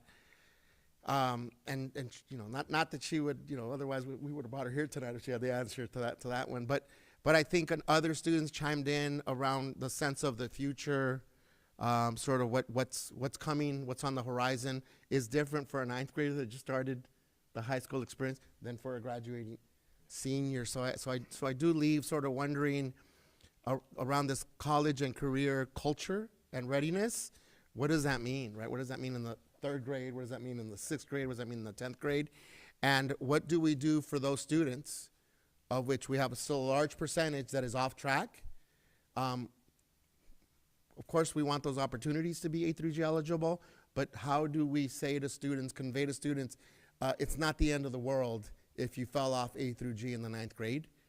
We want you to, have these opportunities, but then how do we convey that the pathway that they're in isn't the end all be all either, right? Where they feel, well, I'm stuck here. And that was me kind of walking away, well, I ROTC, right? She was like, no knock on my pathway, but I don't connect that to anything that I want to do. So that was my sentiment. Brian, had anything that? No, I think you covered it perfectly. I just want to acknowledge one thing that they did highlight is that they really acknowledged the work of our counselors. They mentioned multiple times how their counselors helped them understand A through G. And just so that everyone's aware, Cabrillo has really, for the last 4 years or so, have really placed an intense focus on A through G courses, and has simplified it down to, and we have one kid who actually said it's like a checklist, simplified it down to there are 15 classes that you have to pass with at least a C or higher. It's just that simple. And so they have made T-shirts, they made posters, and so it's been an ongoing campaign. But the counselors have really been intent on sending that message to kids, and they acknowledge that. So I think we should at least also acknowledge our counselors as well, because they did highlight them. Yeah, actually, I do want to say that I do know Cabrillo had some T-shirts made that have A through G to bring awareness to kids, because they actually even went to some of the middle schools, and my husband was sporting one of them, and they used actually the streets in the West Side from the A through G to remind kids that these were courses that they needed to take. At Hamilton, I did ask students if they knew about the A through G requirement. And one student said that he had learned that he needed them to graduate, but he only learned about them on Friday. So nobody else had any idea of the A through G requirements, and so I think that that is a problem, where the awareness of kids in the middle school as to what they need to do to be able to graduate with courses that are needed to move on to higher education if they wanted to. That knowledge isn't there, at least it wasn't there today. One of the things that stood out was that they had not, with the exception of one student, had not seen their counselor. So I did ask, how often do you meet with your counselor? one student had met with their counselor, so that's the very big need for more counselors in the district. They are critical in schools in helping kids navigate the system and help them in that journey to complete those A through G required courses. I went on to even ask kids about if they knew, if they given the option if they'd take honors history or history. So one of the students said, yes, I would take the honors history, but I think important for kids to also know the difference between taking a regular course versus an honors course versus an AP course. And I think that it's a little late once we get to high school, because if they start off not taking the courses that they need to move on to higher education and then realize I want to go to college when I'm, when they're in junior or senior, it may just be a little too late. So I think those conversations absolutely need to begin in the middle school, and we absolutely need kids seeing counselors in the middle school so that they are taking the courses there in preparation for high school. So it was great. The visit at Hamilton, I really just highlighted that need for counselors. Mr. Otto, do you have some observations from your visit? Yeah, I tried to talk to students about A through G requirements, and there was very little knowledge whatsoever of what they were. And I asked them specifically what they were interested in, and it went all the way from I want to be in cybersecurity, I want to be a musician, I want to do, nobody talked about specific college things that they really wanted to do. When I tried to draw them out about things that they were interested in, one said, I want to be in law or real estate. I talked about pathways, and they really didn't have a good concept of what the pathways were. I tried to educate them a little bit about it, and they just seemed young, and that they wanted to have it, but I couldn't agree with the point more that it's important for them to have these concepts early on so they can start thinking about it.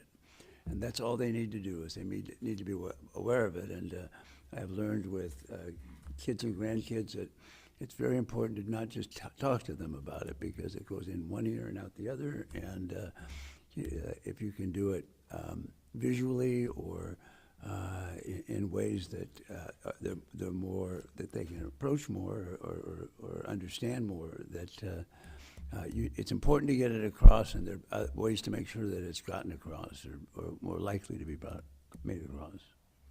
If only we had a Long Beach promise, Mr. Otto, that guaranteed preferential admission to any LBUSD grad that met the minimum A through G requirements. Oh, don't we have that? If only. I do want to say that a couple of kids did have aspirations of going to UCLA, to NYU. So they are thinking beyond high school. When I asked, who do they go to? Who is their go-to when they need help or when they need help in navigating the system, or even for help when it came to classwork? If it wasn't their teacher, who was in this case it's so instrumental in their educational journey, it was an older sibling. So I think that I've pushed for a while on that increase in counselors, because I understand that a lot of our kids don't have those parents that are in education, our counselors, our VPs, or even have a degree, right? And may have not even been to a college, and may have a difficult time walking their kids through the courses they have to take, the tests that they may have to take. And so, again, critical is to have counselors for our students. Anything else on A through G? Quick question, Dr. Madrigal. So we have the sort of broad data district-wide, and then we have the subset of data here for both schools. Wondering, If at some point in our conversations, as we look deeper at either best practices or specific schools, if we could also look at black students with IEPs as well, and see, you know, how they're doing, whether it's A through G completion, you know, some of the other indicators that we're looking at. I know that there's been ongoing conversations with Dr. Sosa Valderrama and the team around alternative diploma pathways as well. So I'd love to hear as a subgroup of our black student success indicators, you know, questions around our students with disabilities as well. And I have a question. I don't know who wants to answer this one, but when are the middle school students made aware of pathways throughout the district?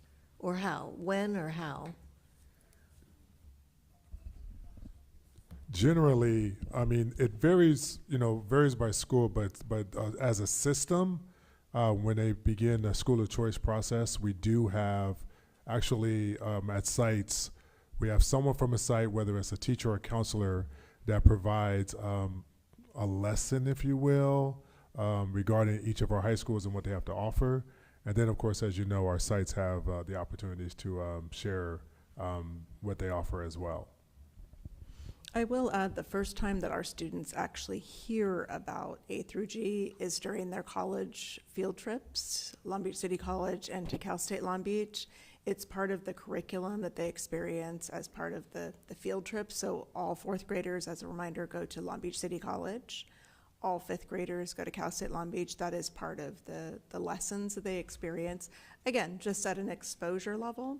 We also have some expansion work going on in middle school that is around A through G rates, which is helping us to pilot and to think about different programming in the middle schools that will improve upon what you're talking about. So the conversation is really good timing for us just to generate some new ideas and to bring your observations into the work that we're doing. Just to add on, I want to thank Dr. Madrigal and her team, Dr. Fender, Dara Hood, and actually Chris Itzen, who's right on the other side of that glass. I know they spent a lot of time and energy to make sure that today wasn't about making today perfect, but it was about making sure that the logistics were there. They took your questions that you all generated a couple of meetings ago, put those together to create the questions we had. So thank you, Veronica and team. One thing I just want to add in, kind of appreciation for myself, it's so awesome to listen to students, and we know how important the power of listening to students is. Even if it was just 12 or 13 at Cabrillo, Mr. Samuels and I walked out of there talking about like us doing our own little audit of when our students getting information about their pathways and about their A through G. We have programs right now where students can log in to see where they're at with A through G, and some of the students didn't even know about it. So again, just a little snapshot, just listening to a few students has already kind of prompted us to think about, okay, what can we do to make sure the communication is clear, to make sure it's earlier in their journey. So just again, appreciation, Veronica and team, for allowing us to have this opportunity. Yes. Thank you, everyone, for making that possible.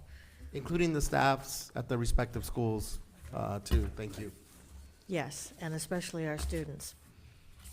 Okay, well, that brings us to new business, and we have Mr. Wayne Strumpfer joining us so we can talk about Board Bylaws 9015 and 9025, and look at that, we're bringing you in at a respectable time in the evening. Welcome, Mr. Strumpfer. Thank you. It's 2.5 hours earlier than last meeting, so.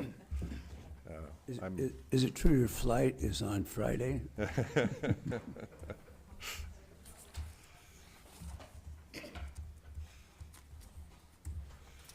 All right. Thank you, Madam President, board members, Dr. Baker, senior staff. Tonight we have 2 proposed board bylaws on the agenda for discussion and potential approval.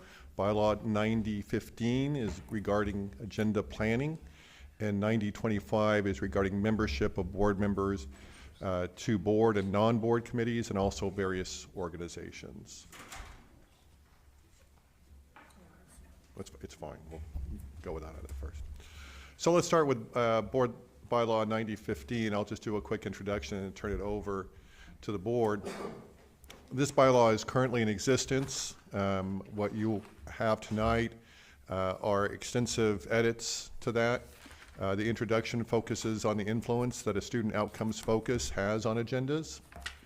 Thank you. Okay. What was I? The edits create 3 sections to this bylaw. So instead of just one section, there's now 3. The first section is board meeting agenda items. The second section is board agenda timeline. And the third section is the board member recusals. Section 1 lays out how an agenda comes to be and includes written directions on how to get an item on the agenda for board members, for members of the public, and a hybrid of these two, when a member of the public speaks at a board meeting and a member wants to add it to a future item based on the public comment.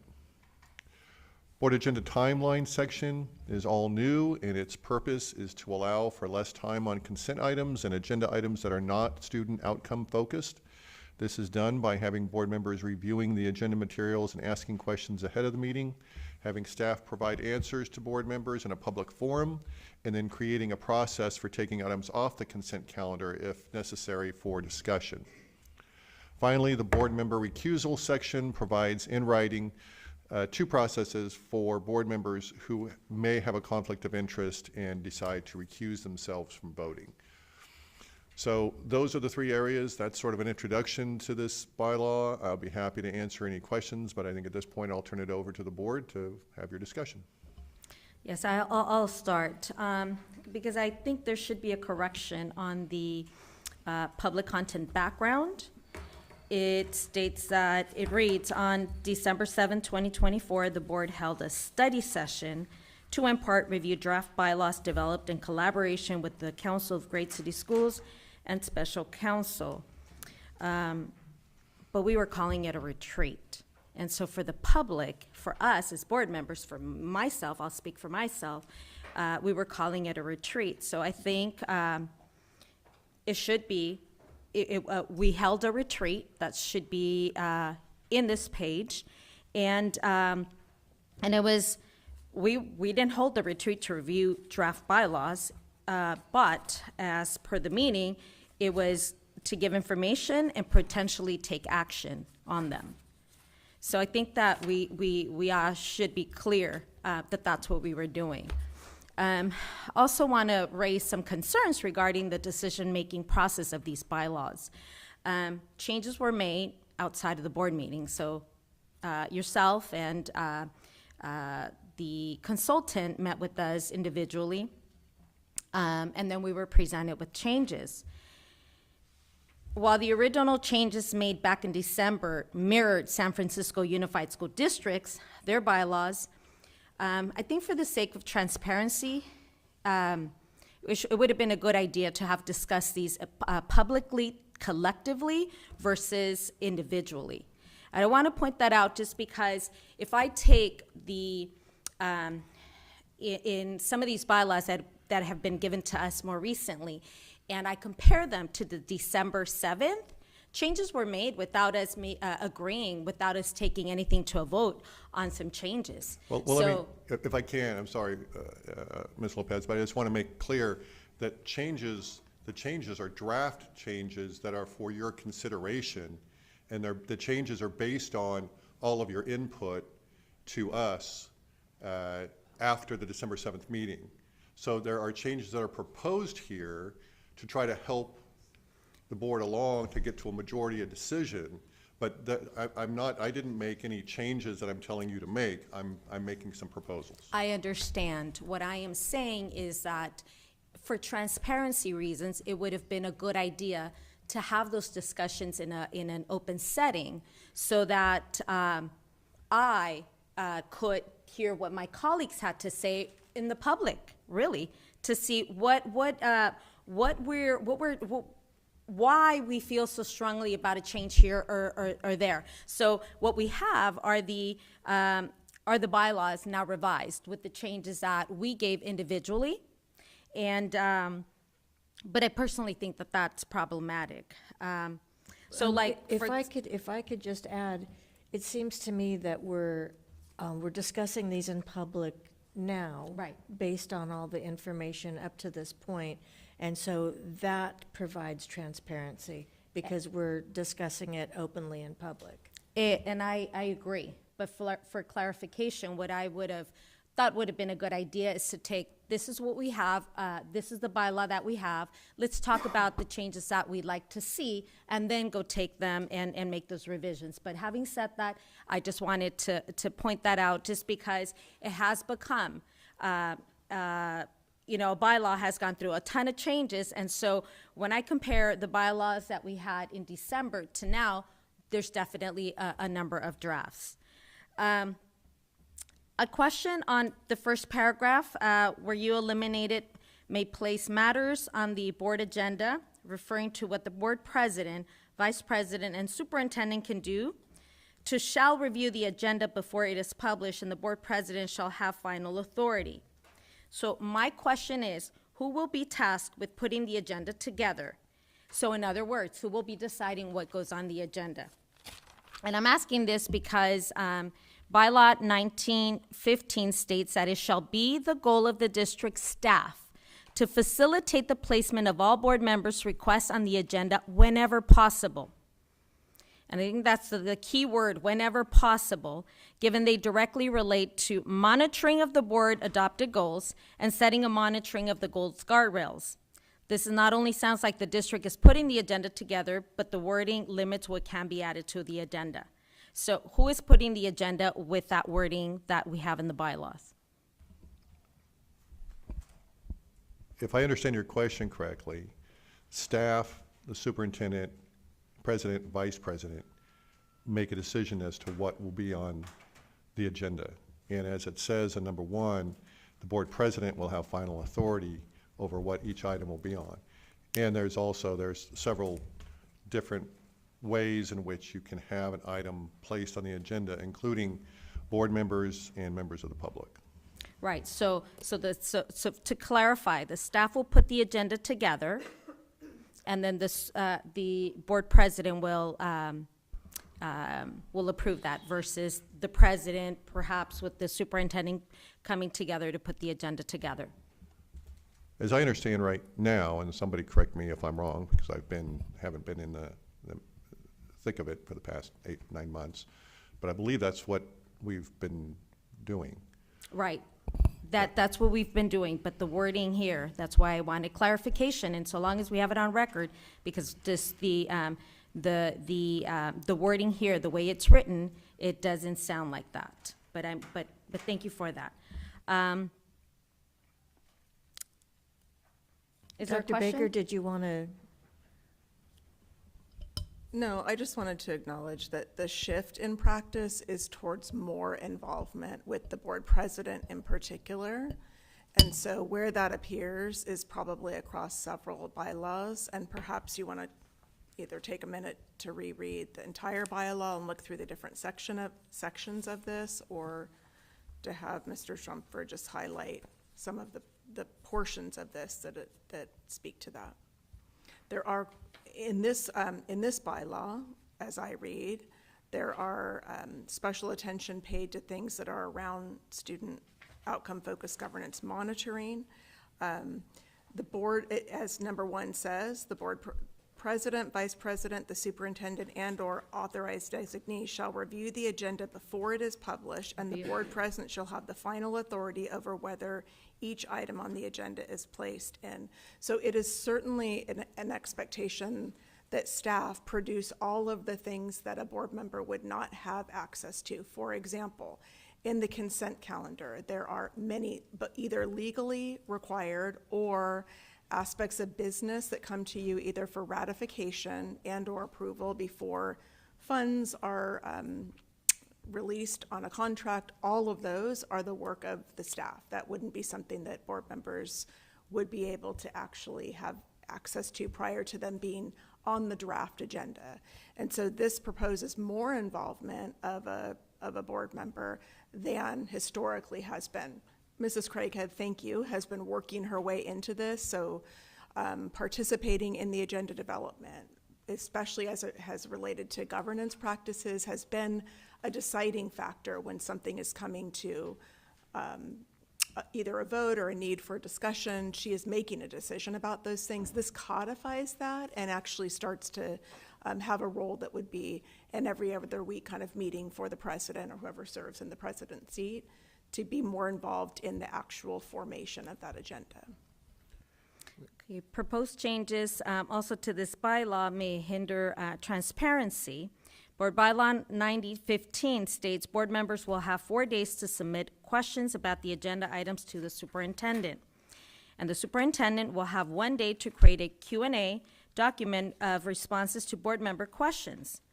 Currently, board members can ask questions during meetings, and under this proposed bylaw, a Q&A document would be posted online for public information.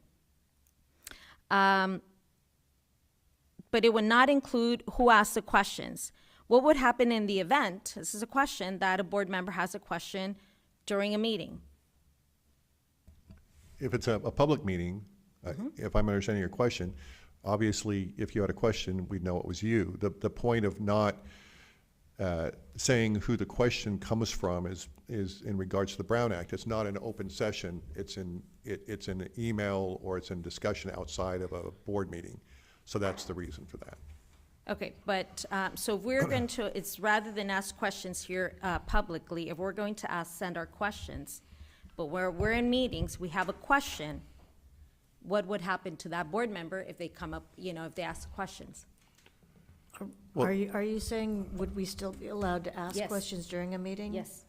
Yes, we would still be allowed to ask questions during a meeting, absolutely. The idea behind this is to create more time for student outcome focused government and less time on contracts and business that is not associated to the student outcomes. That's the idea behind it. Okay, so, but we would still be allowed and be just perfectly fine asking questions here in the meetings beyond those Q&A. I think that'd be up to the president. Your president is saying yes. Yeah, Because that's not the way it's worded here, so I just want clarification on that. well, I didn't read anything here that said we weren't allowed to Okay, ask perfect. questions during a meeting, so there's nothing that's, well, Perfect. I shouldn't, let me rephrase that. The only thing that would be holding us back from asking questions during a meeting is the understanding that we want our meetings to become more efficient, more effective, and focused on student outcomes. And so if we're spending our time on asking questions that don't relate to student outcomes, then we're not working towards our goal of supporting student outcome-focused governance. And so everything is the whole picture. So we've laid out our board goals, we've laid out the board guardrails, and our support of that is to ensure the meetings are an effective use of time and an opportunity to do monitoring and those types of activities that we spend time on as opposed to other types of business items, which is why we have the consent calendar. We group all those business type things so we can take one vote, allowing us to spend more time to get a deeper dive into the monitoring part. Perfect, so so we wouldn't be able to ask questions on consent calendar? No, Or that's yes? not true. Okay, We perfect. we Okay, would. Perfect. But I think this board bylaw, holy cow, this board bylaw speaks more to where we want to put our value and how we value our time, and that's in focusing on the student outcomes. So even though the board bylaw says, well, does not say that does Yeah, not 'cause say it's anything clear- about preventing us asking questions. What would prevent us from asking questions is that we understand the focus should be on the students. Yeah, it's just because it clearly states that if we have questions, we have to submit them, and then they would create a Q&A online, so. Yes. And also under this bylaw, board members have 1 day to request an item be removed from consent calendar and place it in the regular agenda. but it would take at least 3 board members to request the item be moved from the consent calendar in order to move it to the regular agenda. So the superintendent would notify the board president, and the change to the agenda would be announced at the meeting when the board is voting to approve the agenda.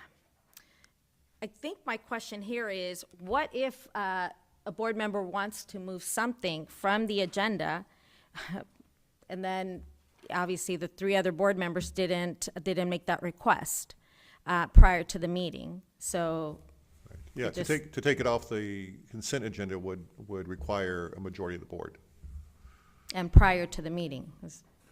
That's the the way it's idea written. of this, is to again, be able to be efficient with items that aren't related to student outcome. Can I ask a question? Yes. So, Wayne, I just let's walk through what this bylaw is. I just want to focus on the agenda setting component of the bylaw. First component, as I understand it, and I'm looking for just affirmation or no, you're wrong about that one. First component of this is the process by which this board will determine how the agenda is reviewed. And according to this, my understanding is it's reviewed by president, vice president, superintendent, and/or its designee, but what they're doing is reviewing to make sure there's adherence and alignment to the values that we just talked about, board goals and guardrails. Correct, and the law. Yes, correct, and the law. Second, and final, as a part of that first one, final authority on the agenda rests with the board president. correct. Okay. Second component, just reading sequentially here, is the process by which a board member can add an item to the agenda. So we're talking about agenda setting. Is that correct? That's correct. Okay. Third component is process by which a member of the public can add an item to the agenda. Is that correct? That is correct. Fourth component is process by which a board member from the floor, based on public comment, can add an item to the agenda. That's correct. We almost saw that tonight, in fact. Yes. Did we not? So that's what is in this bylaw right now, and the wording of it reflects that current what you just affirmed. Correct. Okay.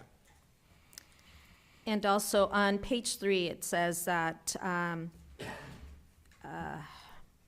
for each board meeting, the superintendent will provide all items to be considered. So I think that the question that I had was, is it the board president that's going to put this agenda together? Is it going to be a combination of both? Because the way I read it, I may just completely be off, but the way I'm reading this bylaw, it sounds like, yes, the board president would approve of it, but it is the it's the superintendent and other staff that would bring the agenda items to the agenda. As it is now, correct. Okay, so then, I- because I was under the impression that the board president could put items on the agenda right now. Well, that's correct, but I thought your question was who puts everything together to take it to the agenda? And the answer to that question is staff does that. As it reads, the board president, whoever that is, right now it's Ms. Craighead, makes the final decision as to what goes on the agenda. But gathering the documents and deciding what for her to review to decide that is going to be staff and the superintendent. Absolutely. I think what I was hoping was that a board president would have the authority to say, I like to have this on the agenda and place it on the agenda. Well, I thought that that's what we have right now. Right, well, this board bylaw covers that. Well, not Let's the way see. it's written. I'm sorry? The way it's written, it sounds like they put it and then you only approve it, but you don't get Well- to say, I want this or that on the agenda. In the first paragraph. No, I'm sorry, second paragraph? Second paragraph, and so on page 1 of Board Bylaw 9015, it would be the second paragraph, it's in red, and it says, "All effort shall be made to ensure an agenda item at each regular board meeting include the monitoring of student outcomes. When planning an agenda, special attention should be directed to dedicate a majority of the meeting to monitoring and discussion of student outcomes. This includes time on the regular meeting agendas to discuss and set goals, guardrails, and self-evaluation of the board regarding the topic of student outcomes. That's in the very beginning of agenda planning. So from the outset, we all know what the expectation is for Okay, and setting then the on agenda. page 3, it says that the superintendent will provide all items to be considered. So I think that, tonight, I think we're probably ready to move, but my vote will reflect that I believe changes are not good for our stakeholders. These bylaws have the potential to significantly restrict the actions of board members, limiting our ability to effectively serve our constituents. I'm not sure I understand how this restricts our ability during meetings. Look, the way that they are written, it is clear that, I mean, I'm glad that in public record we have that we can ask questions, but the way it's written, it's, if we have questions, we put them on a Q&A. The way it's written, it's the agenda items will be given to the board president to approve or not. And I think that it should probably be a combination of what's happening right now. Hopefully, the board president saying, I'd like to see this on the agenda, that on the agenda, because I think it's important. And if we don't have that, I think that that's a problem. And maybe it's just the wording that we have to change here, but I think it's pretty clear the way it's written. And so I think that once we vote on it, we're going to turn back and say, but it's here. It's on paper. And we have to follow this once we vote on this. But the part on page 3 about submitting questions and having them answered, that's not restricting us in any way. That's just giving staff time to answer questions, because when we are asking questions during the meeting, that puts staff on the spot, and they might not have the information off the top of their head or at their fingertips. And so this way, if we're submitting questions ahead of time, they have the opportunity to answer them more effectively.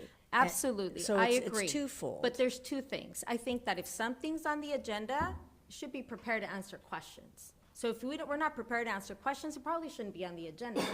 So the other thing is that, what if I didn't have time to timely submit my questions, and so I didn't timely submit my questions, I don't have the response. But I also think, more importantly, sometimes these questions are really for transparency. I think it's a good thing for the public to know, like, hey, this question that they may be having as well, like, oh, that was the answer to that question. So for me, this is also about transparency. Well, I think And- it's very transparent when we have the questions and the answers available online. That's if, so with all due respect, President Craighead, I think we have to also be mindful that not everyone can navigate technology, not everyone has access to technology, and we are making these assumptions.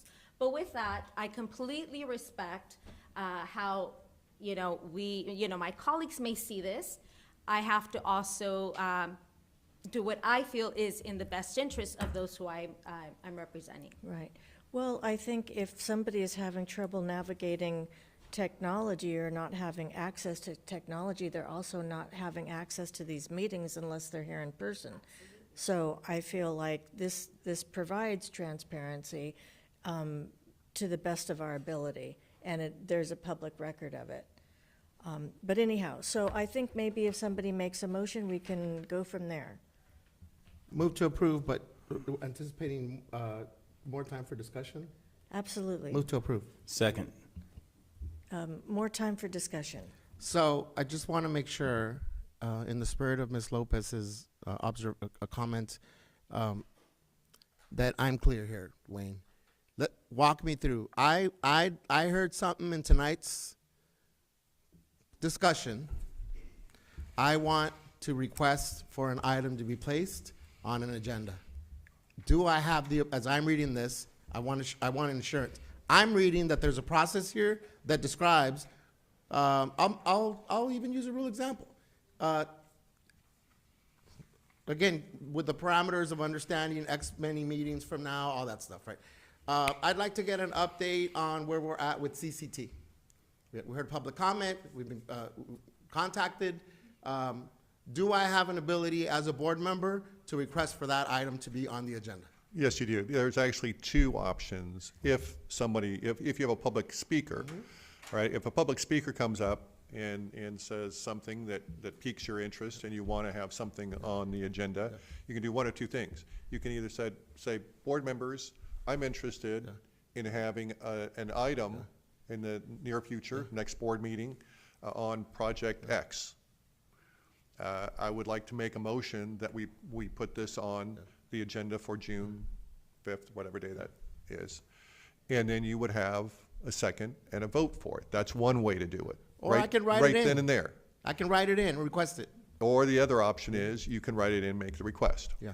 And then it wouldn't be the superintendent deciding. Correct. It's going to be the board president. Board president would decide. Then the value here is that we want to anchor it in that it's that we're spending the majority of our time, 50% or more, of our meetings on board goals and guardrails. Yes, that's correct. So if at the next meeting we don't have 50%, the board president may say, you know what, we can't get it on this next meeting because that's going to put us at 80% non-board goals related, but at the following meeting we'll put that item on. As an example, board president is the one that, when the board president reviews with the superintendent, with the vice president, to see what we have for each item, the board president can make the recommendation that we don't put it on the next agenda, but on the following agenda. Correct. Okay, so that's in here, Wayne. We're voting on making sure that board members can add items to our agenda. Yes, as it is currently. Correct. We're just specifically outlawing a process that we think may be more effective. And after talking to board members with some ideas, I added some things that I think you meant to say outlining, not outlawing, Did attorney. I say outline? Yeah, okay, thank you. It's after 7, so. Okay. Second thing I want to make sure is there's a difference, and as I read it, it's clear to me, but for, again, in the sake of transparency, between the superintendent and staff compiling agendas versus the president having final review of saying, you know what, that's not going to go on this one, or, hey, we did request another item, I don't see it, we're adding it on. Correct. Okay. Third point, if a member of the public does not feel that we are prioritizing a particular issue of concern or priority or a salient thing that's going on in their community, they have the ability to come to public comment. We have the ability, as you've already outlined, Wayne, from the floor to say, I'd like to request for this item to be put at the next agenda or a future agenda, and if I can get my colleagues to second and we vote for it, boom, it's on. If we vote in favor of that, it will appear on in the near future. And then it's outlined here how many meetings and all that stuff. Correct. Okay. So in terms of agenda setting, I'm clear on we have a process to add agenda items. We have a process for review. President has full authority on it. And if a member of the public wants to come in, or members of the public, we have a process to move forward on those items by the board. But that's in here. That's what this bylaw does in part, yes. And there are no restrictions on me right now as a board member to be able to ask questions, raise concerns, whether they're on a consent calendar or whether they're on an item not on the consent calendar. There is no limitation or restriction for me as a board member to ask questions or concerns. Correct. To me, from my experience over the year with boards, the issue with the timeline, it's forward thinking because it isn't that typical, right? One of the problems that we saw last year was the amount of time spent on consent calendar was 9% of your board meeting. And that typically should be less than 5%. It's a consent calendar. And so part of the idea here is, okay, how can we do this in a way that saves us time in the meeting, but provides still transparency? It's asking questions, getting answers, and also there'll be times where the question is something that needs some work, or a board member wants to know the answer to the question before the meeting. Yeah. Right? But my in that scenario, when my options are still the same, I can either ask a question before the meeting, and in this case, my question would be codified and responded to publicly, or I can ask the question at the meeting. That's as the president sees it, and I agree. Okay. Any further discussion? Then let's go ahead and take a vote on this. I'm going to ask Dr. Baker to take a roll call vote. All right, bylaw 9015, Ms. Lopez. So this is a reverse of our equity policy, so my vote is no, nay. Mr. Otto? Aye. Mrs. Craighead? Aye. Dr. Benitez? Aye. Mr. Miller? Aye. Thank you, everyone. Next, we will be discussing board bylaw 90, wait for it, 25. 9025. This is, Madam President, this is a new bylaw that has been expanded since it was first introduced in December meeting based on board member comments. There are two sections of this bylaw, board committees and board membership and other committees and various organizations.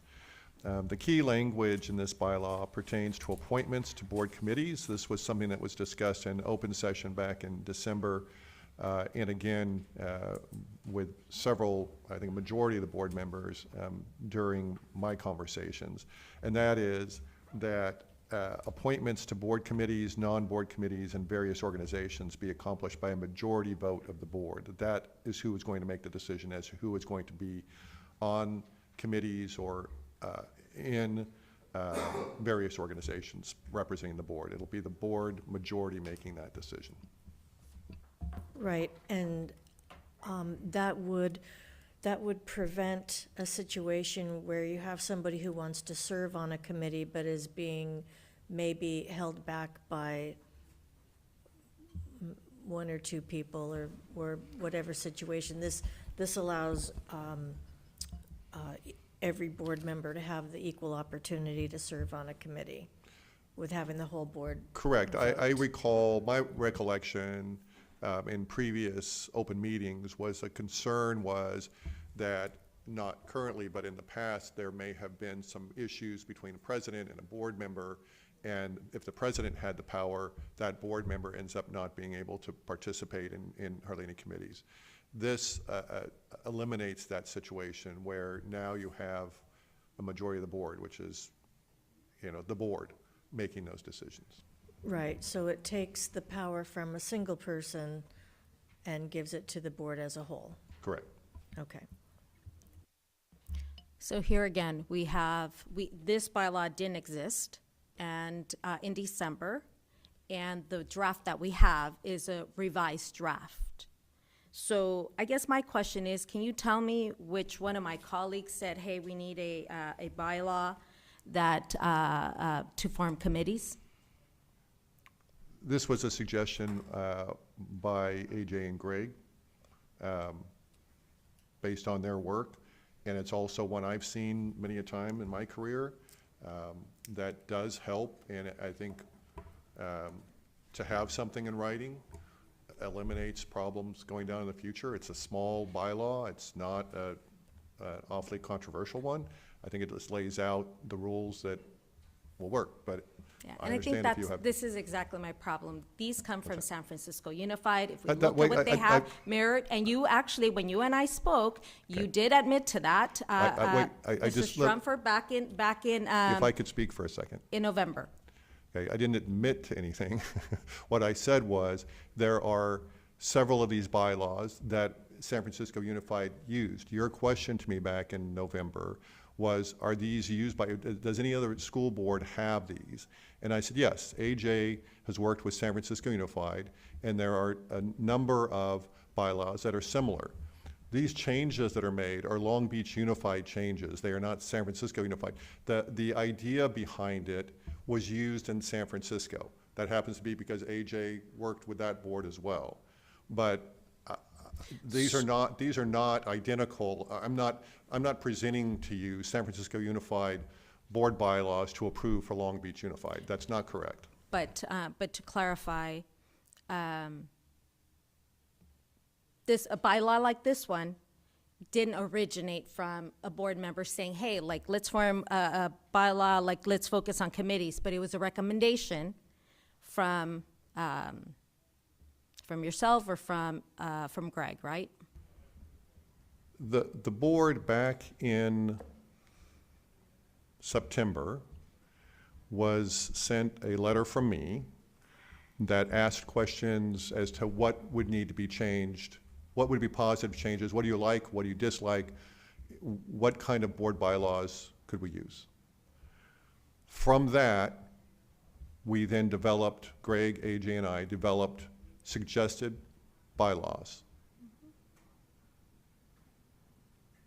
That's what we did. I don't know what you're insinuating, if you're saying that I'm like somehow sneaking these in. No. I don't, you know, to me, again, these are all what I think most board experts would say is good government. And having these in writing is a positive thing for the board to go forward for governance purposes. So that's what these are. Some of them are going to be similar to San Francisco. Some of them are going to be similar to LAUSD. Some of them could be similar to a lot of school districts throughout the state. And Wayne, just for the matter of public record, I don't recall if I'm the one that said we need to have this particular bylaw, but I do remember in 2018 asking the question. And this isn't, you know, we have a board member here that was on the board at the time. When I reference things about my experience on the board, it's not to undermine or talk trash about the previous board. It's just reflecting what my experience was. When I asked the question from legal at the time as to what was the process for the appointment of board members or selection of board members onto board committees, there was no process. And at that time, legal could not direct me to, here's the bylaw, or here's the policy on that. Question went unanswered. So I went by whatever the serving president at the time allowed for me to serve on. And I don't know if there was a discussion between the president and the superintendent, or what discussion took place. All I know is I did not have a choice or options for which committee I participated in. Next year, 2019, I asked the question again.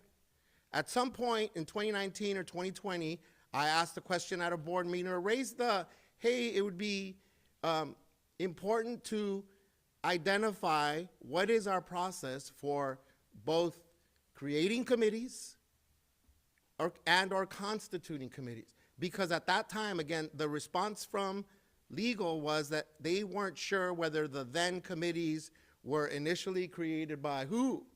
We just had committee assignments, right? And at that time, it was the president. This is what the information that was passed on to me. And so I did express questions around, well, what if I want to serve on another committee and request to serve on another committee and I don't get my choice? What is the process? So I asked the question again when you became legal.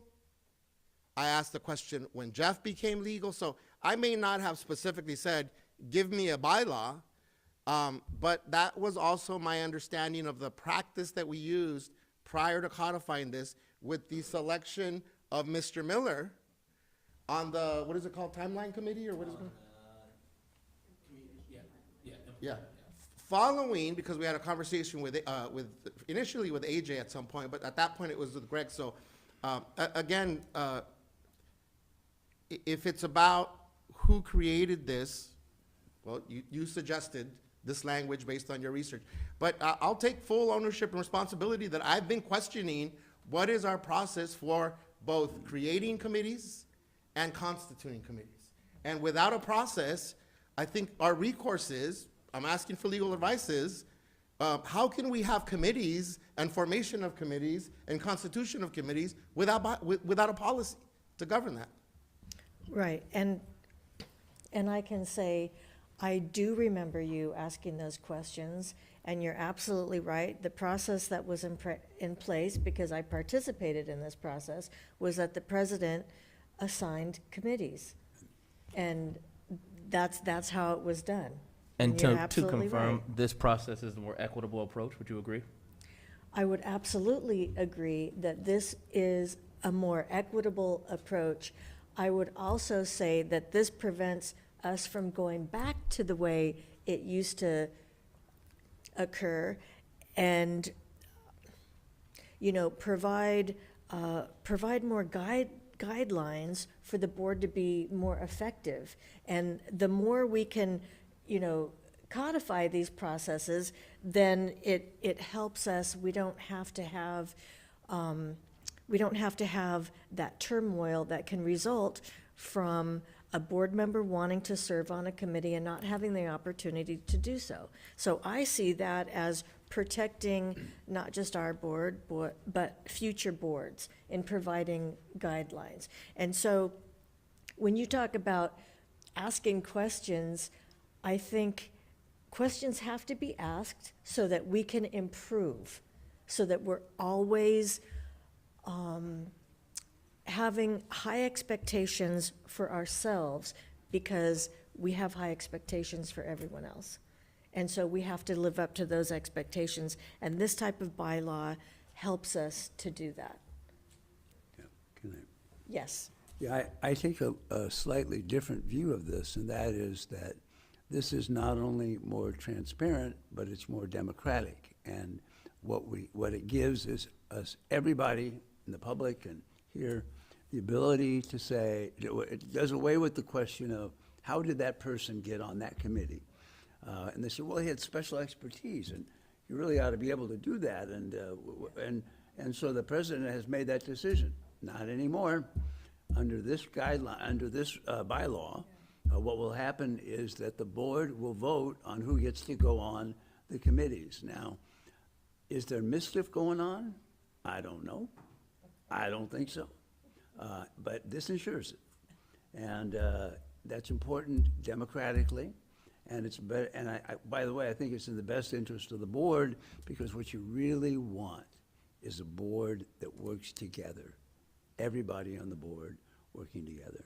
And if you have, the way it is now, you create the opportunity not only for mischief, but for bad feelings. So this is a way to, another reason for this is to make the board work more closely together and recognize each other, to talk to one another. And if you make one person have that decision, it's bad for decisions, it's bad for the public. They want to know what it is that you're doing, and this way we put we put this where it deserves to be, and that is in the control of the board, the majority of the board. Right. Was there a motion on the floor? Did somebody make a motion yet? I think so. Let's have somebody. Move for approval? Second.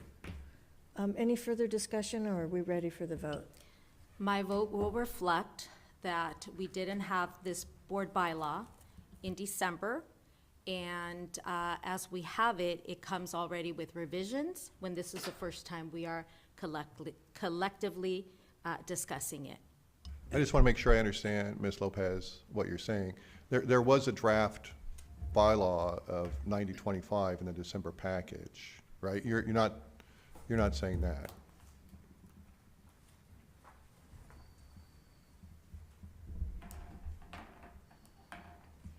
Yes, so, but there wasn't a bylaw prior to December. This bylaw came to existence, it was put together for the retreat.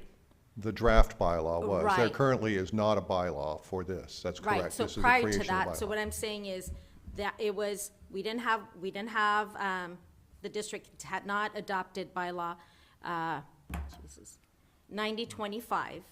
In December, it was put together, and then the copy that we have now is a revised copy of what was proposed, which we never voted.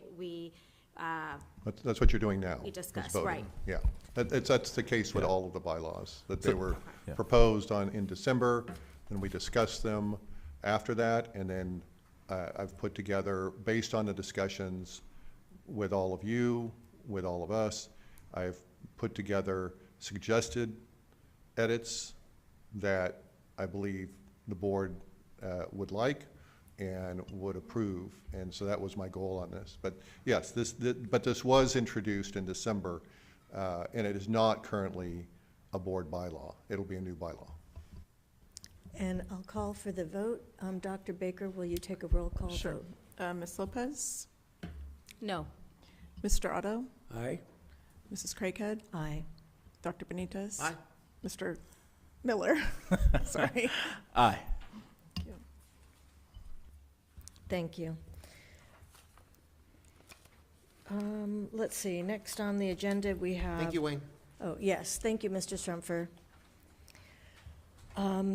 Student outcomes focused governance implementation timeline, and this is a standing agenda item to help support our student outcome focused governance. And so I just have an update to say that the Code of Ethics statement will be ready for us most likely at the next meeting, I'm going to say, and also that staff has been very busy working on interim goals, and I see heads nodding, so how about are we still on track for having those interim goals presented at our June 4th meeting? So we are on track to bring forward, board goals are already established, the interim goals, interim guardrails for discussion. We want to see from across the board if the interim guardrails are in alignment with your understanding of the guardrails themselves.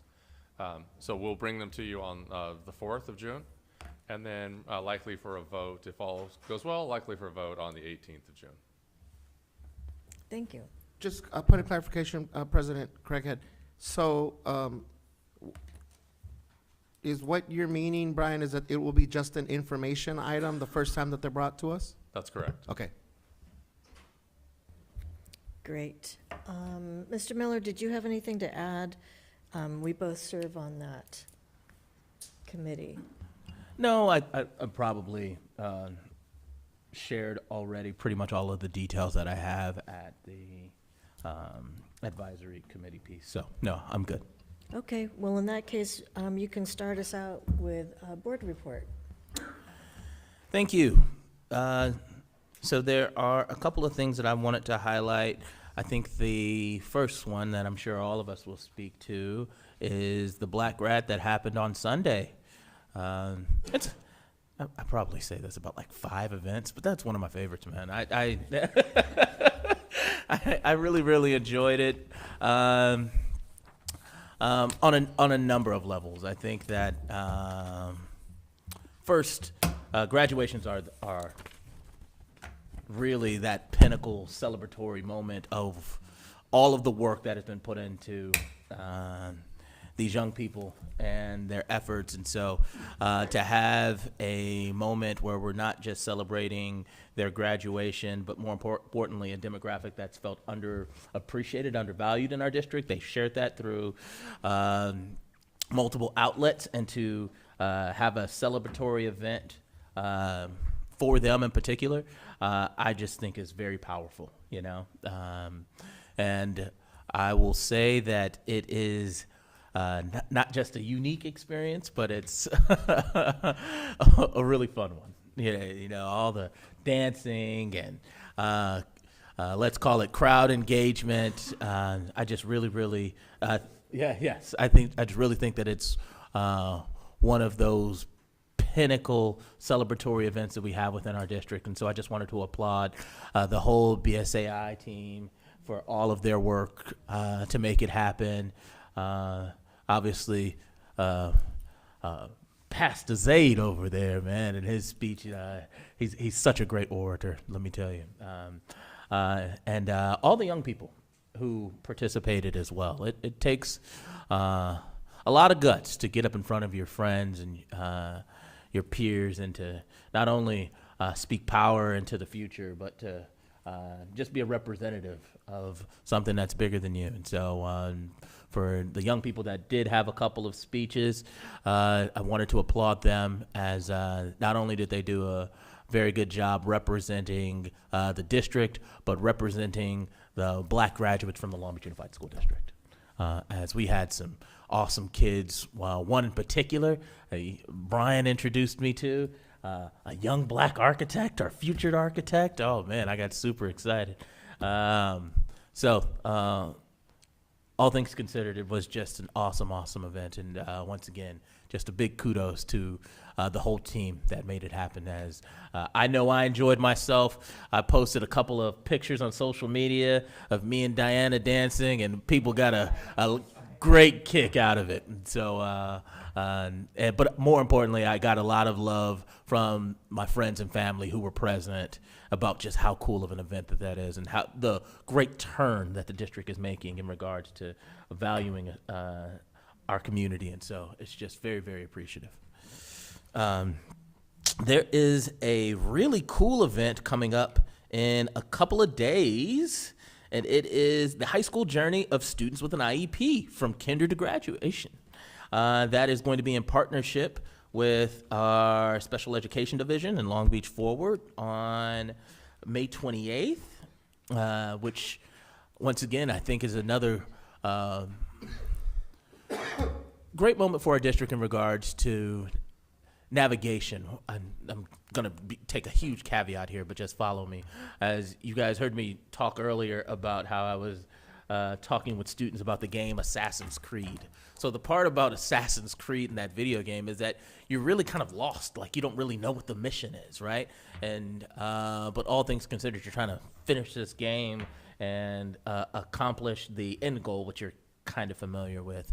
I think that very similar to Assassin's Creed, as I used as an antidote, talking about the A through G requirements. That is what workshops like this do for parents with an IEP, right? And helping them have a better understanding on how to not only support their young people, what is going on, to have a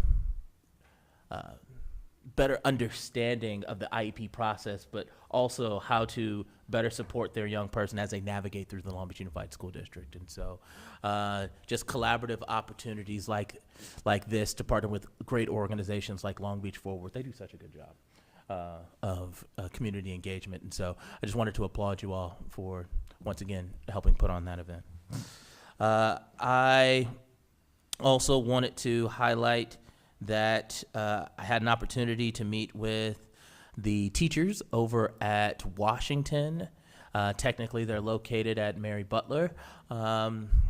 This was really just a follow-up, just another opportunity to speak with them and understand just some of the dynamics that are going on at their campus as all of us spend our time in the communities to listen, to learn, to hear how our 50,000-foot decisions trickle down to the campus levels. I appreciate not only Washington's teachers being understanding and professional, but also helping us understand some of the concerns that they have as well, but doing it from a very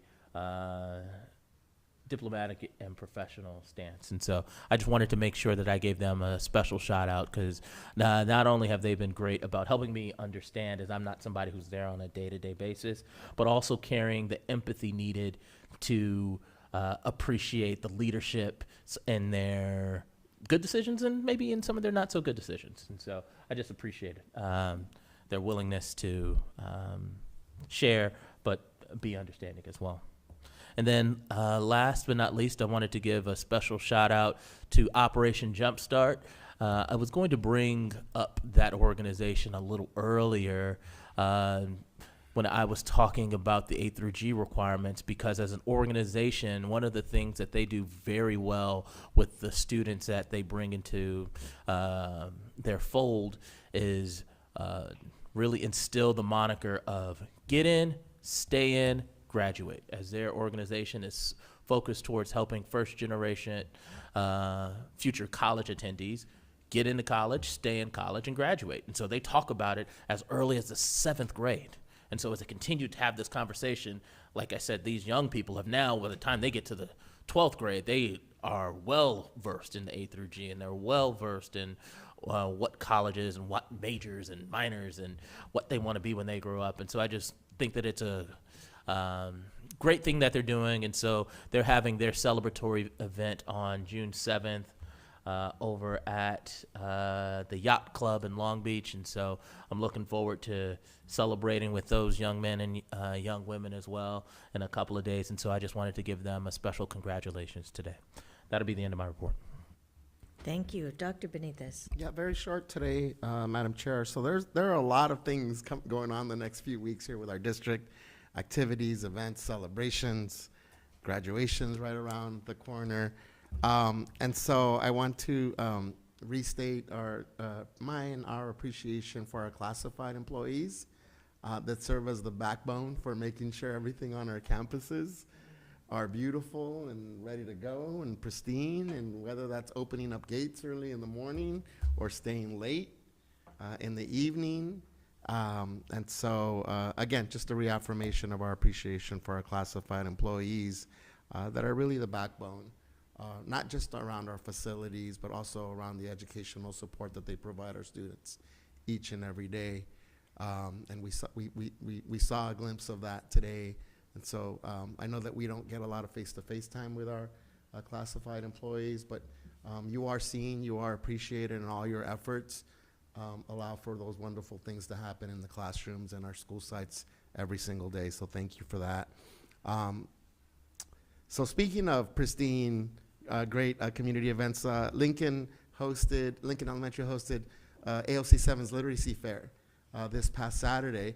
This is the first time, I hope I'm corrected if I'm wrong, that the Literacy Fair is actually on a school campus. It usually takes place at a public park. So big props to Principal Nemec, the entire staff, and as importantly, all of the community partners that helped to make that Literacy Fair possible in the community out of school. I can't think of better, cooler places than schools in our district to host literacy fairs.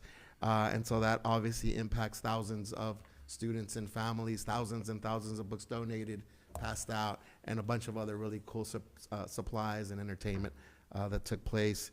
And then a thank you again to the students. I know we didn't get to visit Hamilton, but big appreciation to the students that shared their thoughts, their hopes, their dreams, their ideas, their experiences with us today. It is not easy to have folks show up at your campus and start asking questions about math and college and career readiness. So thank you for sharing, and thank you for reminding us what we're all here for and for who. And then lastly, just looking forward, Dr. Baker, to getting more information on 2 items from public comment today. One around CCT, Dr. Sosa Valderrama. I know there was conversations going on around this. And then the second, just kind of the status of our RAP program at Renaissance. That's my report. Thank you. Mr. Otto. Okay. I want to start by remembering something that I forgot last time, mostly because I came before Mr. Craighead, and that was it. I, too, was at the Las Cerritas Elementary School 100th year anniversary, which was not only hard to believe, but mind-blowing. I ran into a woman that used to work at the aquarium who I knew very well, who's now working at there and another school, and it was very, very well done. And it was my intention today to go home and get the bag, the Las Cerritas Elementary School bag that I bought there, but we had no time. You know, we were at the at Hamilton today, and I didn't have enough time to go back to my office to get my stuff for this meeting, much less to go home and get that bag. But that was, it was a very incredible celebration for a very old school that we've been around for a century, and it's a fabulous campus if you've never been there. Mr. Otto, I'm sorry to cut you off. You're saying a new hip-hop term, get the bag. I was like, I don't know if you're doing this intentionally, but I'm sure there's some kids watching right now, and you probably sound really cool. I think I'm going to ignore that statement. I'm just going to own it. All right. Okay, I'll do that. And I was not at the black student graduation last Sunday for a pretty good reason, and that was that I was in Sacramento as a delegate to the California School Board Association conference, and I did my best calculation. It ended about noon on Sunday, but I did not think that I could drive home at noon for the 2 o'clock event for that graduation. That was a trip that included a stop in Corcoran, California, where there is no close airport, and to visit with a client, and that's all I'm going to say about that. Then I had to be in San Francisco and then on to Sacramento before I was able to attend that conference, and I felt I fully intended to go, but scheduling did not permit that. There, as Mr. Benitez said, there's so many things that are happening in the next couple of weeks. It's hard to even get them on my calendar, much less to get to them. And but I'm looking forward to all of them. I'm especially looking forward to the Wilson graduation, where I have a grandson who is graduating from Wilson this year. He and his brother are both, as you've heard me say before, celebrated half-milers. This is not the one that won the Moore League title with a time of 1:51 flat last week. He was the junior. The senior who was graduating didn't do that well in the very same race, but still did a great job. I want to also say thank you for the opportunity for today's event. I mean, I thought the opportunity to go out and to meet with students, not an easy thing to do for a variety of reasons, but very insightful to be able to do that. And I think that's what the people in this district, and I don't mean the people that work here, but I mean all the parents and all over Long Beach and Catalina and Lakewood and Signal Hill expect us to do, is to get to know on a personal basis our schools and what they do. And it was very educational for me today. And lastly, I'd like to adjourn in the name of the principal at Stanford's father, who died very recently and who is having his memorial service today and tomorrow. And I've known the principal since he was in elementary school, when he used to come to our house. And it's a good relationship, and it's always good to have somebody you can call up and say, what's going on? And I've done that, so that's my report. Thank you. Ms. Lopez. Yeah, so I attended the Black Student Initiative graduation yesterday, and it was so beautiful. Witnessing such a powerful representation of community, of culture, and success was just so rewarding. And I want to acknowledge the faculty and staff whose dedication and support made the event successful. Also, as we celebrate Asian and Pacific Islander Heritage Month, I'd like to acknowledge the history, culture, and contributions of these communities. Let this month remind us of the strength, resilience, and diversity they bring to our society. Let's recognize the importance of amplifying Asian and Pacific Islander voices and continue to uplift, support, and celebrate the incredible impact these communities have in shaping our world. And like Dr. Benitez, I'd also like to thank the classified employees for all of that they do in the district. Your work does not go unnoticed. And finally, as we move forward with introducing new board bylaws and revising existing ones, I want to assure those who I represent, students, educators, and community members, that I will always keep you at the center and the forefront of my decisions. I will vote in a way that prioritizes your best interest. I want to make it clear that if we continue to pass bylaws like the ones we did tonight and have been passing for the last couple of months, LBUSD risks silencing the voices of the community. This is something I strongly oppose, and I will continue to stand against any bylaw that may limit board members and the work that can potentially silence our community. Thank you. Thank you. So earlier we were talking about the A through G requirements, and Mr. Miller, you mentioned a video game, and you know, you have to find things that unlock information, that kind of thing. And in this district, we used to have something like that, and it was called the College and Career Report. And I know, Dr. Lund, you remember that. And one of the things I miss about not having that is that it provided answers that would unlock everybody's potential. It was a report that let kids know not just what the A through G requirements were, but where they were in the grand scheme of things. And individual students were able to include their wishes for the future, and then that report would let them know what they needed to do to get there.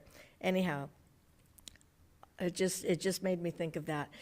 And also in speaking with the students today, let's see, I think it was just last week, I was able to attend a teacher appreciation event at McBride High School. And I have to say, the big comprehensive high schools are a lot of fun, a lot of activities and everything, but our smaller thematic high schools are good too, because they offer those close-knit communities. So it was really neat to see the McBride teachers all squeezed together, enjoying this lunch that was provided by the Booster Club. And thank you to the parent volunteers who provided the food for the teachers. But it was very fun to be on campus and experience teachers being appreciated in person, because we talk about that, but you know, I think you mentioned we're not on school campuses on a day-to-day basis, so it's always a good opportunity when we get to be on campus. The Black Grad, which was just yesterday, it's unusual we're meeting on a Monday, and it's fun having a Sunday afternoon activity. Mr. Zaid, you did take us to church. You did. Your beautiful daughter Zara spoke. I have to say, the students that got up there to speak or perform, they just took hold of the audience. They spoke with loud and proud voices that left no question as to what their thoughts were, what they're thinking, what their priorities are. Incredibly strong students. You know, we just couldn't be more proud of them. There was one student, a graduate from Wilson. He graduated from Wilson last June. He was asked to come back. His name is Brandon Henderson. I had an opportunity to speak with him after his speech, and he said that when he thought about what he was going to say, he thought, you know, how can I inspire the graduating students? What can I say to them that I wish somebody would have said to me? And his message was all about, you don't have to be perfect. You just have to be you. And, well, that wasn't the only message, but I just thought he was so mature, so inspiring and motivational. I'm so impressed with our students. So thank you to the staff and everybody who makes those types of events possible, because it lets our communities see just really how special our students are. And I think it was the Cal State Long Beach, my writing is little, Paul Carter, and he talked about, I see your crown. And so it's a reminder for all of the adults in the room, if we look at our students, we have to see their crown. So great event, and it's just the kickoff to the grad season. Dr. Baker. Thank you. So many good things going on. I thought I would start just by reminding all of us why we are meeting on a Monday evening. Specifically, that is to avoid interfering with our our open house nights. And so for our public who is watching tomorrow, most elementary schools are hosting their open house, their spring open house, a wonderful opportunity to see what students have been learning and to interact with teachers and other staff at schools. And then Wednesday, the same for most middle schools. Check their specific web pages, their sites to see the times, but a great week of opportunities for families to be in our school buildings. And then also this week, on Thursday evening, we will be together for our spring employee recognition ceremony, which will bring, I think it's 20 retirees for recognition from the board and from others, a number of award winners and others who are deserving of accolades. We will be together to celebrate them. A few things that have happened also. So on Saturday, Lindbergh took first and second place in the 11th Middle School Robo Bowl. Wonderful opportunity to see energy, teamwork, learning, and competition, and lots of STEM kind of learning. So really fun to watch students engage, and I know Mr. Samuels was there for the final match, cheering them on. So congratulations to Lindbergh Middle School boys and girls. There were a lot of events going on this weekend, so we were also well represented at the Long Beach Pride Parade.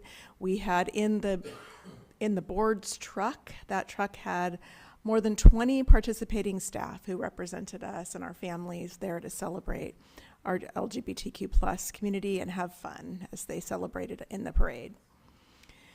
We also have a wonderful week of classified employee celebration. So you all have passed a resolution tonight affirming the amazing work of our classified staff. On Friday, Classcella will be held at our Teacher Resource Center. That is an opportunity for our classified staff to come and be recognized, to have a nice lunch served by mostly certificated and other of their colleagues. And at 12 o'clock, the announcement of the Classified Employee of the Year will be announced by the Personnel Commissioners and Dr. Rebecca Lee, who we heard tonight. I want to read the names of a student from each school that was honored yesterday during the Black Grad celebration. So we had about 400 students in attendance from across every school, and schools had an opportunity to award an outstanding senior. So I'm just going to read first names. From Browning, Destiny. From Cabrillo High School, Frank. From CAMS, Christian. From EPHS, Jonah. From Jordan, Devondre. From Lakewood, Jada. From McBride, Noah. Brandon from Milliken, Charlize from Poly, Nia from Poly Pal, Jade from Reed High School, Genesis from Renaissance High School, Horatio from Sato, and Nalani from Wilson High School. These are students that are going all over the country pursuing college in HBCUs. They're in UC schools, Cal State Long Beach, going on to Long Beach City College, and so much to be proud of. And it was wonderful to hear their award read by a member of their school team who knows them well and can speak about, many of them, about their progress, about things that they've achieved as students in the high schools, and just lots to be proud of. Lastly, I want to acknowledge Human Resource Services. Dr. Ahn and her team have recently learned that they were awarded a $4 million grant around teacher residency and implementation. This is a grant that will span 4 years. It offsets educational costs for those who are interested in pursuing teaching as a profession. So we hope that a lot of our students who have learned about education while they were a student in the district and have gone on to other institutions will come back and receive an offset of their cost to become a teacher back in Long Beach Unified School District. So many things to look forward to. Get graduation schedule on your calendars, everyone. Those days are coming. I know Alana Sato will be first to lead the way into our graduation season along with CAMS. And then we will have a wonderful week of celebrating the accomplishments of our high school students and those promoting from elementary to middle school and middle school to high school. So with that in mind, Mr. Otto, I think you made a recommendation about adjournment in the name of Mr. Dow Lawson's father. Yes. I will pass it back to Mrs. Craighead to entertain that. Okay, well, that concludes the business of tonight's meeting. We will adjourn in the name of, what was his name again? Dow Lawson's father. Oh, okay, so we're not saying his father's name, just Dow. Okay, Mr. Lawson. We're thank you. We're adjourning in the name of Mr. Lawson, and without any objection, I will adjourn the meeting, and our next regularly scheduled board meeting is Wednesday, June 4th. So thank you, everybody. See you then.